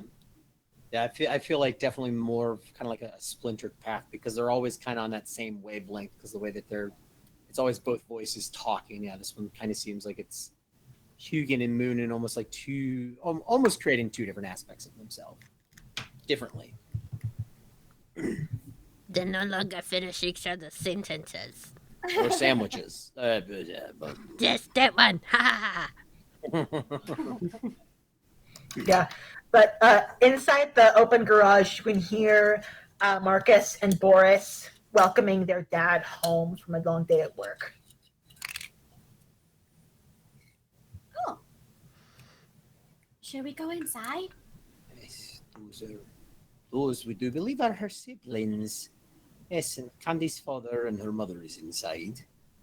Did you guys introduce each other yet? To who? To them?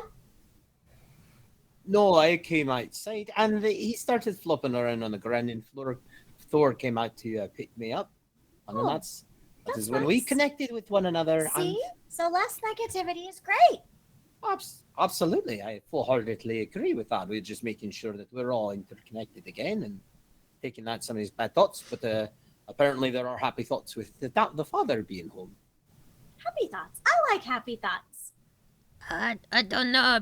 I don't know, guys. I'm feeling a little more sicker than usual, and I don't know why. Why are you feeling sick? Oh, sick to my tummy. It's very.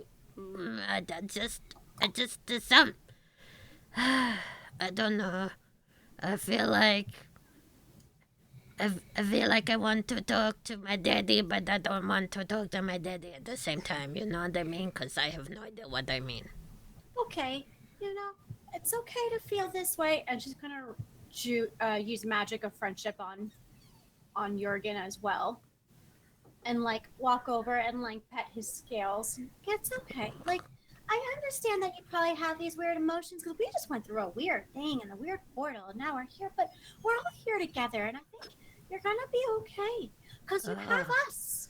Oh, I agree. I have swapped one weird emotion for another weird emotion. I know that's how I feel a lot too in my head. All right, Oh, go ahead and roll. really? I'm gonna use my +1 I got from Dixon. Yes, good Thank idea. you, Dixon. Nice. Oh, Dixon yes. is the rock star. So that's a 7. 7. With your- Alrighty. Oh Yeah. wait. 7. Wait, what do I use? Magic of friendship plus heart. So wait, 7, 8, 9, 10. 10. Oh, nice. Yeah. I tell you what, I really so- like this new emotion. It's making me all tingly in my scales when you're touching me. Oh, see, that's a good thing. Well, Okay. Yeah. So if you Keep have doing a it. condition, Jörmungandr, you can remove it, No, I do not. but you also get +1 to your next move. Oh, cool. I will put that on the thingy.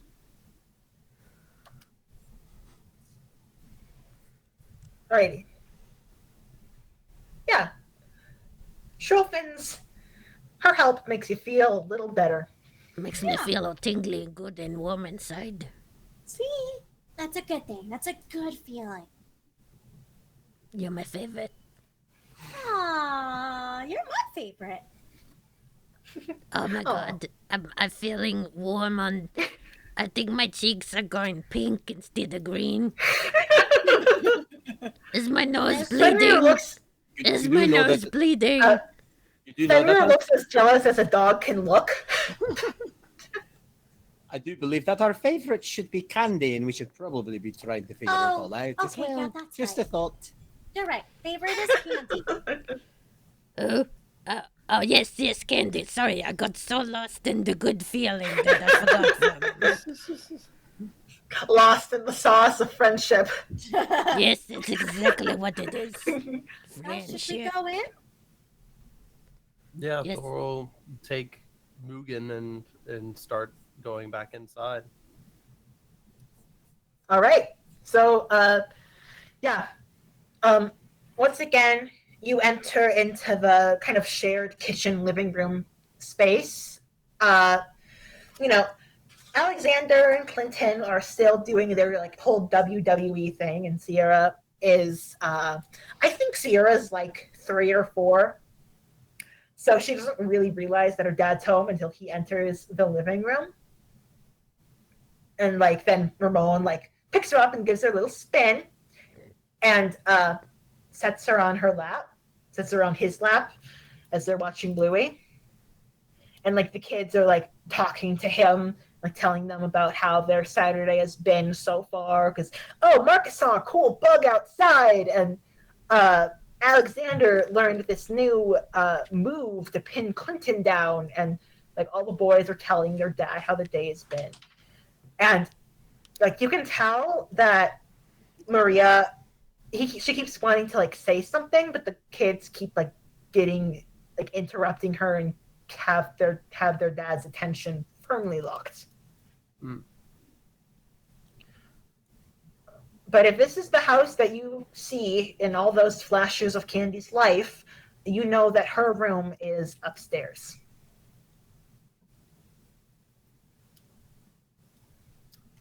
This is a nice place.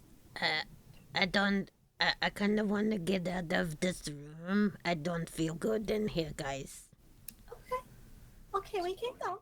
We're feeling all the emotions from the other family members as well, but I definitely feel it. Seeing back at the memories and all, we see it coming from up this way.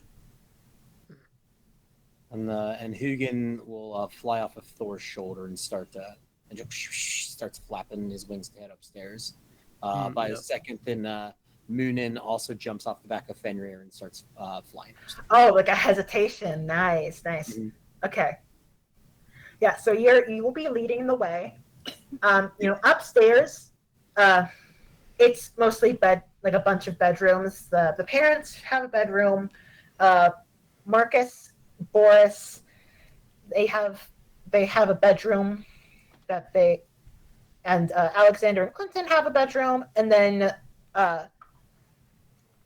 Candy does have to share her room with Sierra as the girls of the family. Mhm. But since Sierra is little, that Sierra shares the room with Candy, but the door to Candy's room is closed. But you're able to pass through that, like you've passed through all the other doors.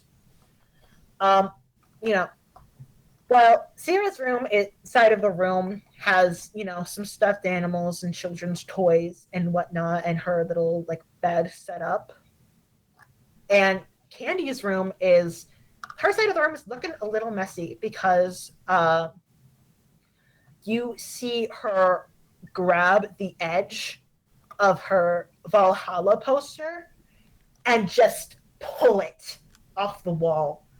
And it tears off the wall in two long strips, leaving a bunch of paper clinging to the wall itself. Oh, no. And she's and crumbling it up in her hands and just throws it into a trash can full of notebook paper that's been torn out. No. I want to try and see if I can make contact with Candy and comfort her. As you all enter the room, she doesn't seem to notice any of you. Thor, do you try to touch her, or? Yeah, I think I'll try and put my hand on hers.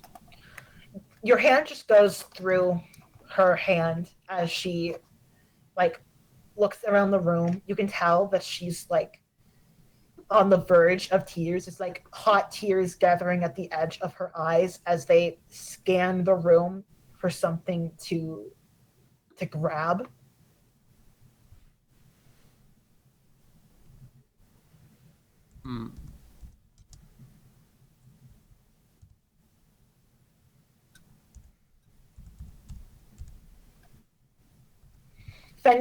Fenrir goes he's looking around the room and he just goes, "What realm is this?"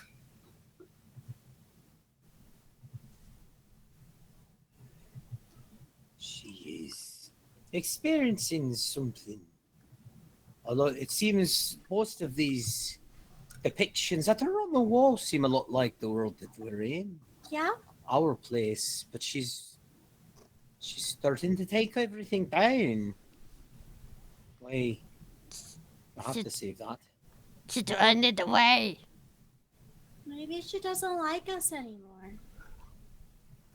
No, I don't think it's that. I just believe that the way that she views all of us is slightly different, and that people are trying to convince her to think otherwise, think differently of the world that they currently live in. This world is different from ours, or we perceive it as differently.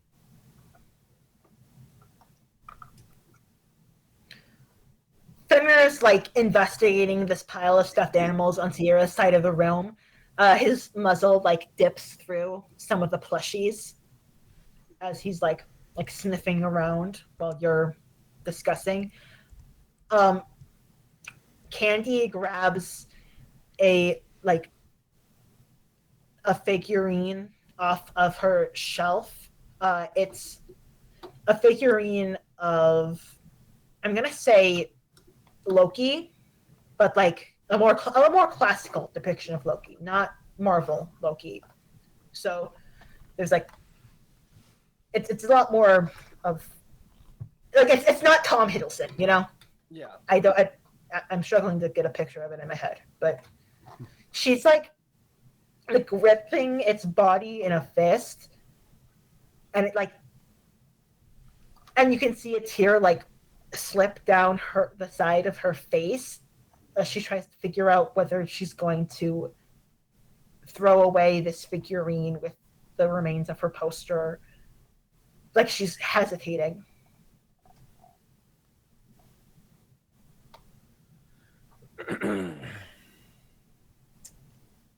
Yeah, can I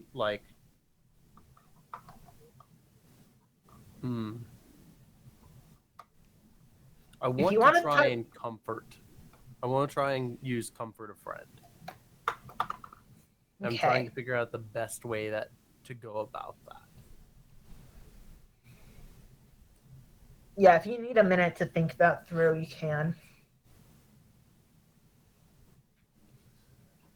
Yeah, I think because like touching her didn't do anything. Can I touch the figure of Loki and like try and just like imbue a sense of like belonging through that? Although your hand's going to pass through it, I will totally allow that sort of like psychic, like just trying to push the good instincts into that. Okay. Yeah. So go ahead and comfort a friend. And All since this is the first time we've used this, I'm going to explain it to the group. When you help someone, be they a piece or your host, roll plus heart. Another option could be show off spirit, because one outcome is directly influence the host's behavior. Oh, yeah. I guess it depends on whether or not you want to, like, if your focus is on just making sure she doesn't destroy this object, or trying to make her feel better overall. Yeah, true. Yeah, I think I'm going to. It'll be the same roll either way, because I'll just have a flat 0 to it. But I think I'll go for comforting rather than just like influencing, if that makes sense. Yep, totally. It's red ticks and positive vibes. Okay, and that is 2 5s, so that's a 10. Oh, hell yeah. Nice. Hey. All right. And that means I also get to clear the shock condition that I had. Yes, because on a 10 plus, you also clear a condition on yourself. On a hit, if you're helping your host, you add a point to their inner state. So, this is kind of backwards to how you usually experience it, but you guys get one of those flashes that you usually get when you're about to see part of Candy's life. But this time, you have a bird's eye view of Little Asgard. Well, not bird's eye. It's like you're looking out of Odin's eye on top of the House of Odin. And you can see Little Asgard stretched out before you. Ooh. And even though the water has risen quite a bit, but you can now suddenly see some of the rain is starting to lessen. A lot of Little Asgard is flooded, but it's no longer a thunderous rain. Now it's become this light drizzle as the sea itself continues to froth and foam, having consumed a portion of your home. So one of those -1s you took temporarily, you can erase one of them now that her inner state has gone up. All of us? Ooh, all of it? Yeah, all of us? Yeah, all of you pick one of the 2 temporary -1s you had and return it back to your baseline. Nice. Same one for me. Ha. Mm-hmm. Gonna get that heart back up to a 1. Right. Everyone good? Yes. Thank you. Oh, Did I see if your my hand- cave was flooded yet? What? Did I see if my cave was flooded yet? Oh, your cave was it was already pretty consumed by the flood at that point. Oh no. Your home is definitely going to be one of the ones that has been affected by this flood when you go back. Oh, that But- made me sad. When you guys get out of this vision, you can tell that Fenrir has had the same thing because he froze halfway through sniffing the plushies and is now looking very confused. But Candy, she like clutches the figurine to her heart and climbs onto her bed. It feels warm. Oh, I think that worked. Thor! cool. She feels a little bit more warmth in her heart now. That was quite beautiful, Thor. We did something right. Wow. Yeah. No, he was definitely able to influence her in some way. That's I wonder if we could all influence her. You should find something, and you should find something, and you should find something. so. Whoa. As soon as she says that, both birds take off, and they start as she's laying on the bed. They start like flapping their wings and like around her. As they're both cawing as well too. I want to do show off. By using fantastical power. I want to try to, I mean, with that power, the two places at once, but at that same time, almost kind of like Thor has imbued that. I want this like feeling of thought and mind and memory to try to traverse into her and making her think about all the stuff that is around her. She's clutching the figurine of Loki. She's surrounded by what she loves. Yeah, that would probably end up being directly influence the host's behavior. But go ahead and do that roll. I'm going to use my +1 that I got from Dixon, which will take me up to a 6, and then plus my 3 for Spirit will take me up to a 10. Yay. Wait, 3? Wouldn't that be a 9? Would be a 9, but then I have a +1 as well too from Dixon. Oh, okay. I thought it was like a 5, and then it went to a 6. Then, okay. So yeah. No, I'm sorry. Your math is correct. I was looking at. I was kind of excited. It is a 9. Okay. Yeah. Yeah. So on a 7 to 9, you pick an outcome and a problem. All right. So that's like kind of the problems include your powers do not last long, your powers strain you, giving you a condition, or your powers are flawed and weakened. But you will be able to influence the host's behavior if that's still what you're doing. I'm gonna say because of this, I would the outcome I would like to do directly influence the host's behavior, so she does feel that connection with us. But I think the problem is my powers start to strain. I'm going to give myself another condition of grief, because at that same time, just the memory and the thought is like seeing her, the host, be very upset. I think that I would mark grief on mine as well too. Yeah, So, I like that. And I think part of that is influenced by the memories that you feel with all of the research that Candy's put into studying this stuff. She knows so much about the Norse stories and Nordic culture and Vikings and all of these Nordic things.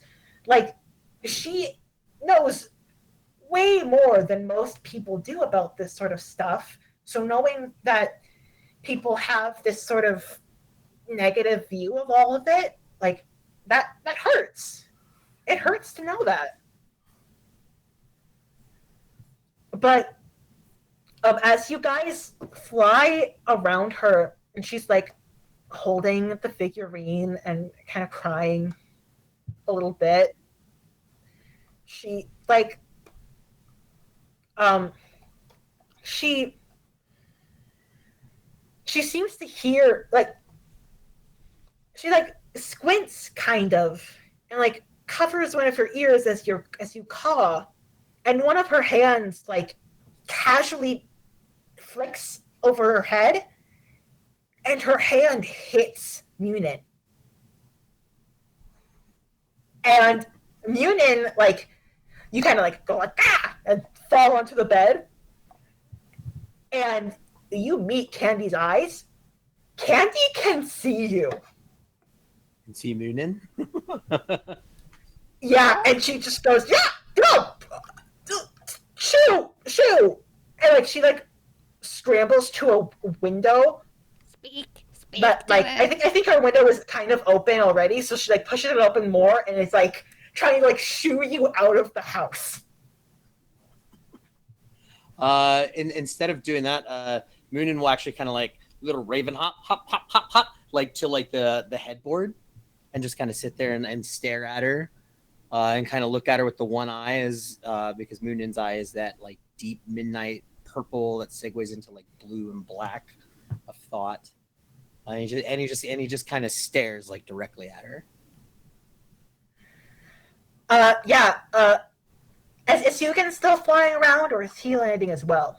I would say when that happens, he would land on the opposite post of Muninn. Yeah, and you can tell that she also sees Huginn as well. And she puts down her Loki figurine on Sierra's desk because that's near their window. And she goes, I am not in the mood for this today. And she grabs one of her thicker books and starts trying to swat at you. Go, get out of my room. Go. They both squawk. Muninn will fly over to the windowsill and land, but facing her. Huginn flies over on the top of her dresser and sits up top of there. So now she's kind of stuck in between the two of them, or not stuck, but she's in between the two of them. Yeah, she still doesn't notice the others in the room. You guys you're standing there, but she isn't recognizing you the same way she's recognizing the ravens. Mm-hmm.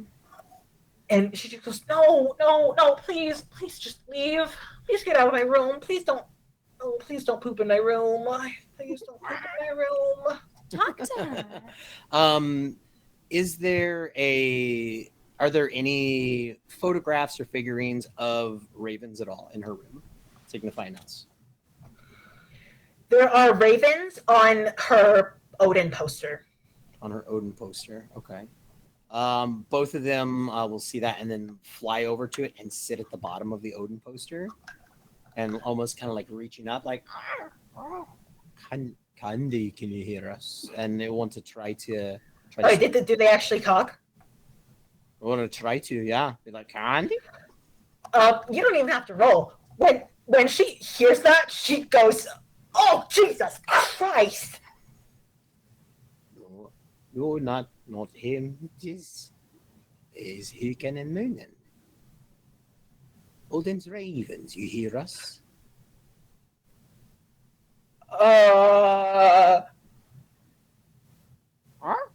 Okay, I think I've lost it. Okay, I didn't think this was affecting me that badly. Holy crap. I'm hallucinating. I am actively hallucinating. I'm not supposed to hallucinate. I'm 14. I don't have hallucinations at this age. That's not... Oh, no, you are. The ravens are not talking. She's covering her eyes. You cover your eyes all you want, but we're still here, Candy. We're all still She's like, please go away. I am not in the mood to hallucinate today. Not hallucinating. It's us talking to you. We're here for Does you. anyone else want to do something? Should you need us? Yes, should you need us? Tell her about the rest of us in the room. There are others as well. We all part of your mind, Candy. But the rest of us are part of your heart. And who you are. Don't give up on us. We have not given up on you, Candy. Roll to get him on your side. See if you can convince Candy that you are not just some horrid hallucination. So, This is not creepy at all. now, technically, with that, get him on your side because I'm still isolated. I would be preying on doubt. Oh. You know what? I will allow that. I think what you said kind of makes sense with some of her friendship struggles being where there's multiple people here and we're all here for you. It's yeah, you have friends. Yeah, you're not lonely. Imaginary friends. Dice are loving me. That is going to be a 10. Woo. I get to clear isolation and I get her on my side. Yeah, so what's a kinder way that you phrase that then? What's one that is a little more gentle than being there are more people here and we're No. part of your mind? Yeah, no, of course. Both ravens, both their heads turn at the same time in unison and look at her. And they're just how? No, that's Candy. We are all part of you. We all support. Don't let go from what you know. because a lot of us, we are part of everything. Everything you see around us dictates us. Or everything you see around your room dictates who you are truly. And everything that you see inside these photographs, these figurines, they're part of who you are. All of us are part of you as well. Roll to get her on your side. So would that be another roll since I preyed on doubt? And then Yep. Okay. All right. So now get her on my side. Come here. Let's go, Candy. Oh my goodness! That is a 13! Ah! Now that feels good. Yeah. And as I right. said too, like at least one eye from either of them. It's almost like when she looks at them, like the blue eye and then the gold eye almost kind of to her almost like merge, and it looks like Odin's one eye. I love that. Like she like peeks through her fingers as you talk, and she just goes, "Okay, Odin's ravens. Okay, you are here. You are in my room. I touched you. You can't touch a hallucination.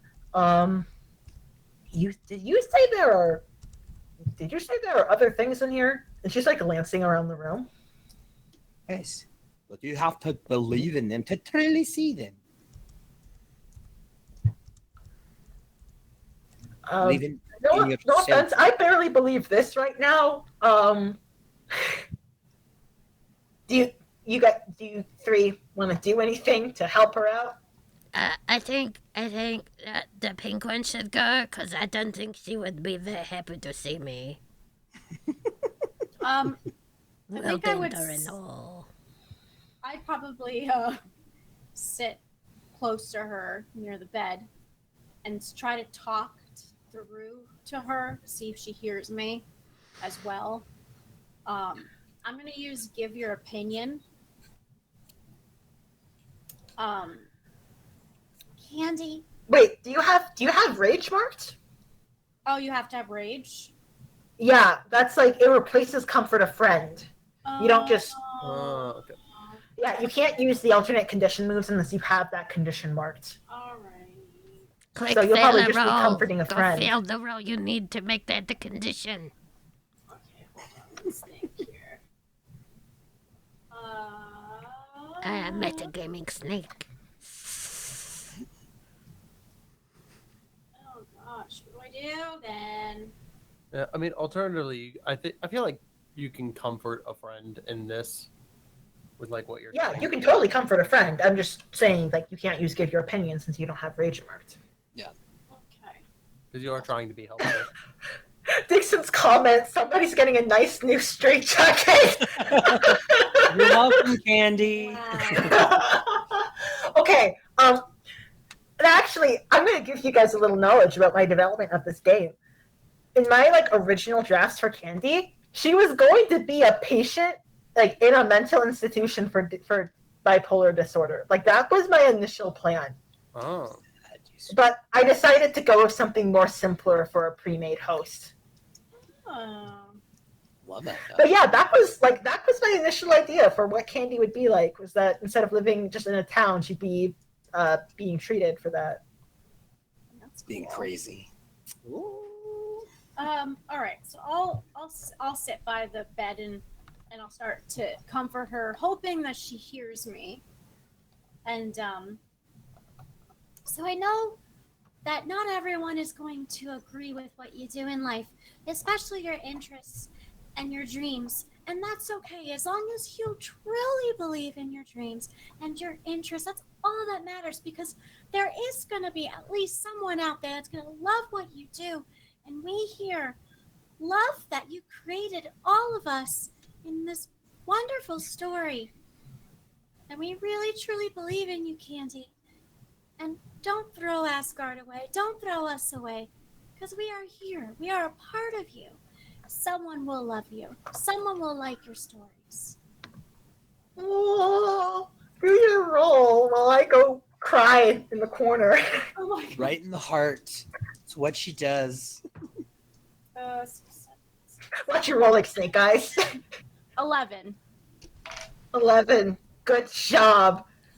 All right. So her inner state's gonna go up to 4. So you guys can all get rid of that Hey. Yay! all that trouble going on right now. Good. And you know how in My Little Pony, Pinkie Pie's eyes, like sometimes when they're doing like the weird harmony element stuff, and her eyes will like glow and sparkle with Yes. like the magic of laughter. That happens, and you like lock eyes with Candy, and like she blinks for a minute, recognizes your presence, and just goes, "Pinkie Pie." Yeah, it's me. Not, not your name. Oh, this is I mean, okay. One of my hallucinations was Pinkie Pie. That's kind of cool. I mean, it's a part of me. I'm sorry. So, yeah, I mean, it's Sjöfn, but yes, it's me. I mean, I look like Pinkie Pie, but I'm Sjöfn. Like the North, like the goddess of love. Yeah. Oh my gosh. Do you see the connection? You know, I kind of do. Okay, this is actually a little embarrassing. She like goes over to one of her shelves and like moves a few of her figurines, and she pulls out this kind of battered but well loved Pinkie Pie doll. And she goes, me. "You were kind of my favorite back in the day." Yeah, I still have this. It's just when I, miss being a little kid, I'll take this out and I'll just like remember watching the show and wow, okay. One of my, what do I even call you? Hallucinations, my like inner thoughts, whatever's going on. Is one of them's I'm your heart. You could, I'm your emotions. you could just say that we are almost every part of you. Yeah. nice. And she kind of nods and goes, okay. All right. So I have Huginn and Muninn. I know your names. I'm good at that stuff. And Sjöfn. Yeah. Did you say there were other things in here? So There's if there are other things watching me, I would like to know that. okay. Make yourselves known. Hey, Master Boy, you want to go next? No, I've gone quite a lot. You can go. Okay, I go now then. I go, hi. Jörmungandr, he knows what it means like to feel like you've done wrong, or you're low, or you feel sick into your stomach, but you're not actually sick. Yeah, throw Or, up. you just want the world to end sometimes, but you don't want to be the one to end it. But you might be the one to end it because you has tail in mouth and letting go will end world. But that would be bad, and you know it's bad. So, you want to keep going. Yes, you want to push through and keep the world alive. The world you have created, and us alive. That would be good, yes. All right. Are you comforting or are you showing off? I don't know. I just want to. I just not fulfill my purpose. Maybe not a good roll. I can't remember what my you know what, spirit I will- is. Maybe I will maybe allow I that. check. Maybe I check first. Yeah. Fulfill your purpose. I think that actually works I pretty know well. whatever for I this. can do that would roll hope. That would be good right now. I hope for hope. Okay. Wait. Yeah. You could. The hope roofs are standing tall and preventing harm. So those don't really help. Preventing harm to little Asgard, so stop her from destroying our world. You see where I'm going Sorry. with this? Well, that would be more like get. with that logic, if your focus is make sure her emotions are calm enough so she doesn't destroy my home, I can have you roll to get her on your side. Okay, which one is that? Is that spirit? No, it's hope. I want Mind. hope. Sorry, ignore me. Yes? That's mind. Mind. There's a +1 dead. Okay, I got +1 from audience. I roll now. It's so hard to pick up dice with mouth. I roll 1 and 6 is 7, +1 for mind is 8, +1 from audience is 9. It's so close. Nice. Okay. So, it looks like the puppet's smiling. I love that. It's Okay, a real so- snake. It's not a puppet. Don't tell. Yeah, what are you talking about? I real. Okay, so on a 9, if you want their help, you will need to do them a favor. Only after the favor is completed will the NPC listen to you. So I think, like, as you do your little speech, you, like, brush against Candy. And she, like, kind of, like, burps and, like, her, like, holds her stomach for a second. And she does seem to hear you because she's like turning her head, like she's trying to look at to find you, but she can't see you yet. And I think she's going to be like, tail in the middle, tail, the Midgard serpent. Yes, that me. But I live in Little Asgard, so yeah. But yes, that's me. The Wait, Littlest World what? Serpent is a wonderful children's novel idea. The littlest Midgard serpent. I love that. But she goes, you're supposed to destroy things? I don't. How do I know? I'm not feeling very good now. How do I know that you're not, evil? I guess you kind of don't, but I is part of you, and you is my favorite, and the pink one is my favorite too. I like the boobs, and my little brother who is also here, I like him too. And for I don't feel I'm indifferent, but I would like them all to live, so I don't want to open my mouth, and I don't want you to open your mouth and let go of your tail either. And I think that's enough for her to get to see you. Aha. And she just goes, I'm your favorite? Yes, you're my favorite than the pink one, but do not tell her that. But I heard it. Just second. pretend you did not. Oh, Okay. Oh, I you're- heard it. We Yes. will. you're a sweet hallucination. Oh, okay. And she like, actually like, are you her height or are you shorter? Are you a big snake right now or a little snake? I guess I'd be a little like her size right now. Okay. But she like she hesitates for a second, but then she hugs you. Oh.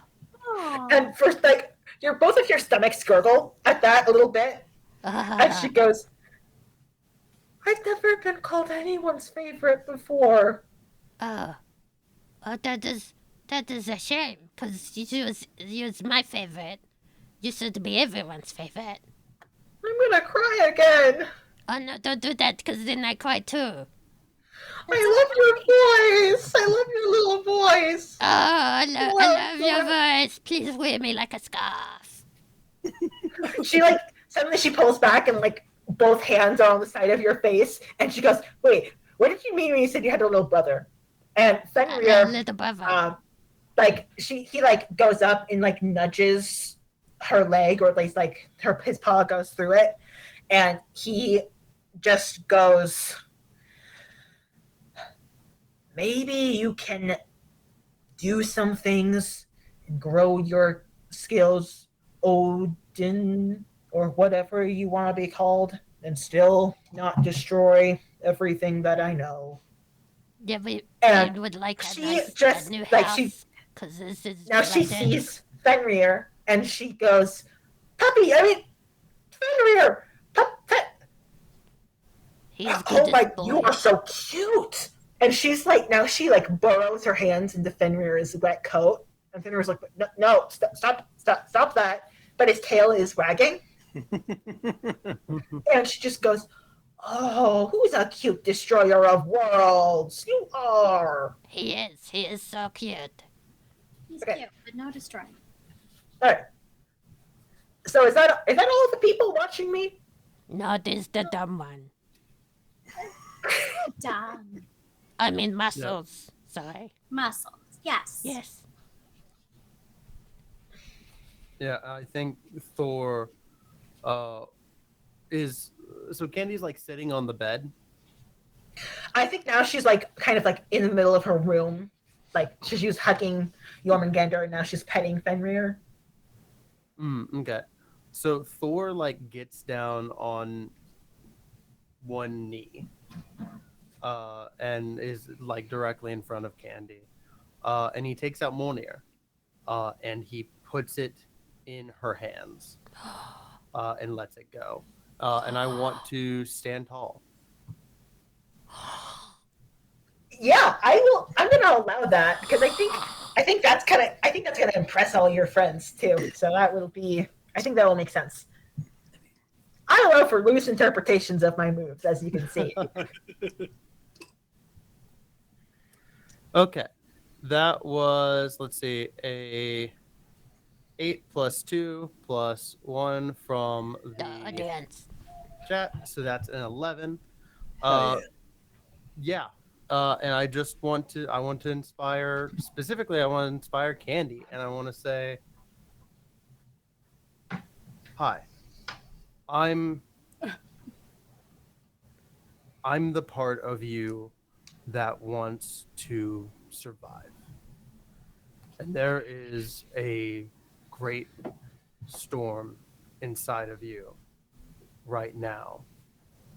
And like all things, it will pass. And we will weather the storm together.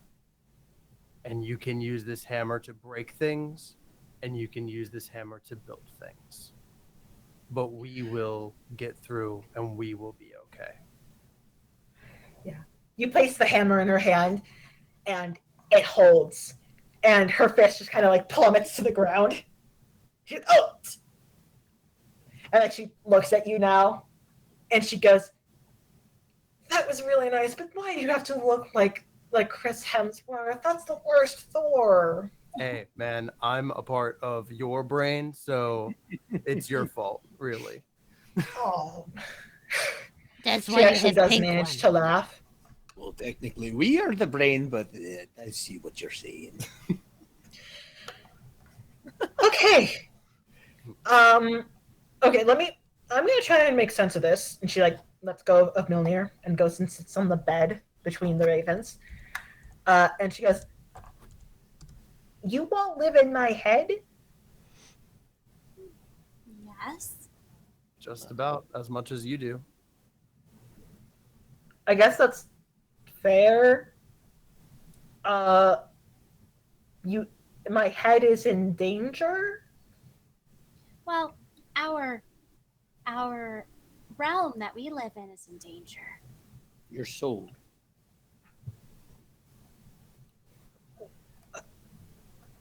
Is that my fault? Wait, is this because of is this because I got the feedback? Wait, how much do you know about my life? All of it. Everything. We know All what the you're good, doing the bad on that night. criticisms. No, I mean sorry. We've seen a lot, especially the two of us. Okay. I just have to accept that, I guess. But, so, what, does everything I do affect your realm?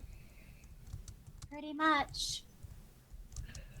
That is incredibly stressful. Like, I could have a bad day and you guys could all die? Is that how it works? Wait, can you die if you're some aspect of my personality? How does this? I think it's if you actively give up on us, or not really if you have bad day, but I don't know. Someone else help me out here. I don't know words. I think you said it quite right. You forget about us, and you truly lose yourself on who you truly are. So, like how you crumbled up the poster. We don't want you to forget about us. Oh God, did I kill someone by doing that? Did I like destroy something? No, I'm pretty Not sure bad. he's still alive. Okay, Yeah. okay. You know pretty well that death doesn't really stick for a lot of us. Okay. But hey, it's just, do you guys think my mom has a point? No. And she like grabs the book that she had grabbed to try and shoo the ravens away initially. It's the Prose Edda. It's the book that has all the original stories of the Norse gods. Do you think I don't have friends because I'm too obsessed with you guys?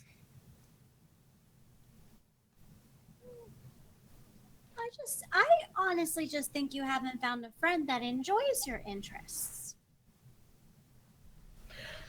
And as you say that and the others, you guys are searching for words, Fenrir steps up and he goes, honestly, yeah. I was being nice. Well, pink one, sometimes nicety isn't really the best thing. Do I call you Odin or and Candy just goes, oh, I'm Candy? Wait. Do you guys call me Odin? Am I Odin? That's actually kind of cool. But she's like kind of held on that. Fenrir goes, you don't have to. Maybe some of these guys are not the worst, but I think I could help with some things, you know? I have some ideas. I have some ways that we could, improve things in this town. For example, what if we had outhouses, but indoors?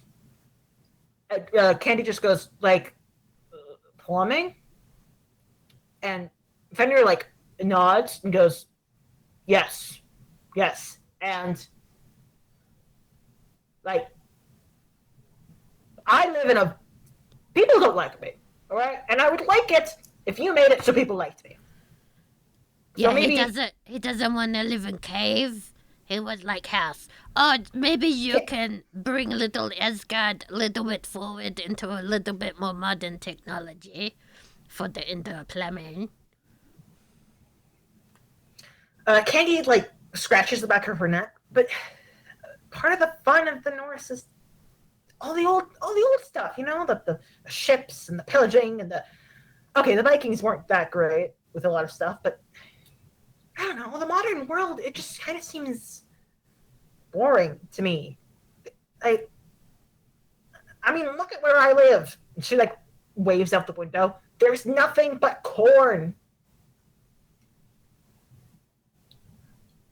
I mean, of course I imagine all this cool stuff with you guys and the Ragnarok and Odin and all these things. I don't have anything else to write about. But you have an imagination. So use me.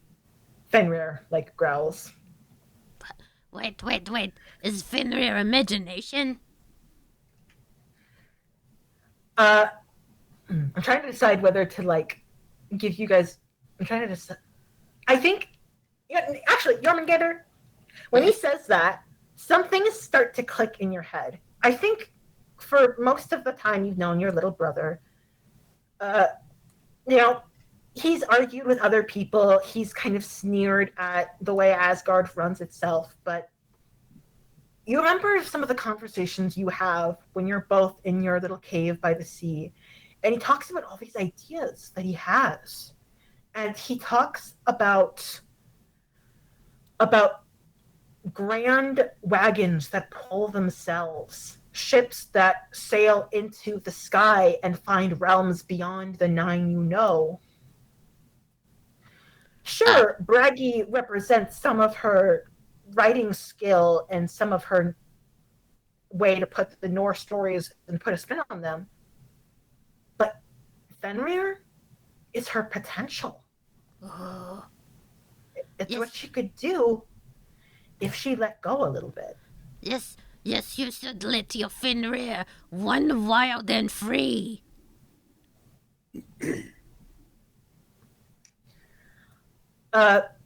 Candy scratches Fenrir's chin, and his back leg starts thumping, and he looks at it and he's like he's trying to stop it, but the more Candy scratches, the more it keeps going. And Candy goes, I haven't been treating you very well in my little mind, have I? Huh, buddy?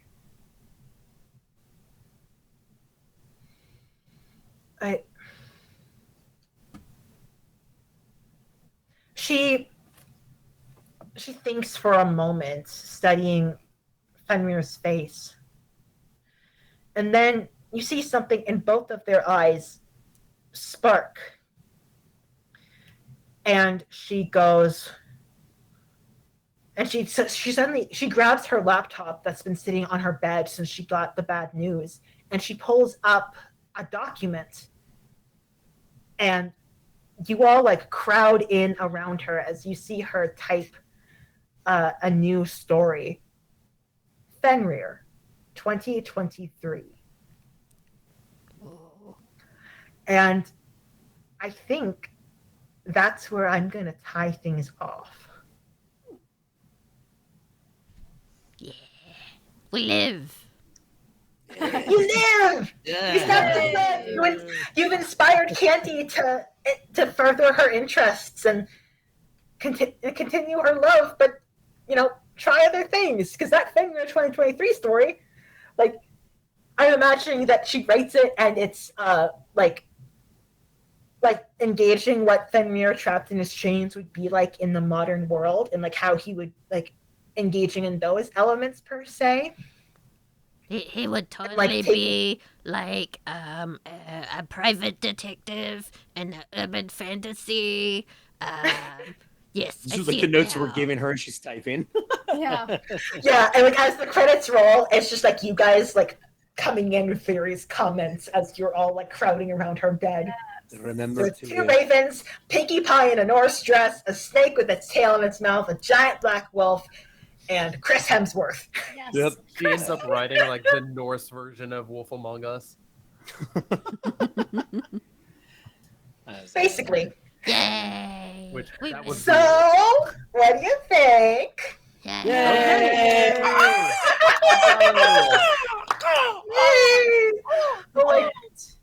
These are exactly the sort of stories I was hoping to tell with this game, engaging in themes about how different people have to go through different struggles and interpreting that through metaphor, and that was so fun.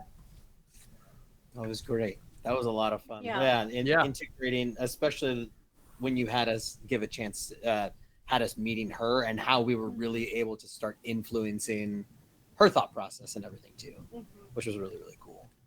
Totally. That was so fun. And I didn't pass out like I was worried I would, because you guys are here. There we go. That's all we can ask for. Oh, Sero, you're here. How's it Yeah, going? yeah, I'm back. What did I miss? Oh, Sero! Everything. Hey! Man, Oh, wow. there's a snake in your place. Yeah. Ah, And a funny voice. That was Which one is of the funny. cutest. because I there's no love snakes the in New Zealand. Jörmungandr voice so much. That's so sweet. Giant world snake, very sweet voice. I had so much I hope you fun. guys had fun with that. There were some really fun moments. Yeah. That was great. lot No, of fun. this was a lot of fun. Jörmungandr stole the show in some moments. I will admit that. And that's okay. I went a Very bit good. too Yeah. far in some places. I'm sorry. No, you did not. You went exactly as far as you needed to go, and it was beautiful. Yay! I'm giving you guys my own hand heart too, even though you can't see it. Ah. Aw. Okay. We can Well, I feel just it. We're all one. We can feel it. yes, we are all part of Candy. We all feel the Yes. love. Okay, I want to thank everyone here, especially my fellow players, Jason from the Monster of the Week Actual Play Podcast, Memester of the Week. Thank you for joining us and being Chris Hemsworth? Thor? Sure. Chris Hemsworth. Yeah, I will say, like she still was, and there's like the rolling credits that I imagine she steals like a few glances at your abs.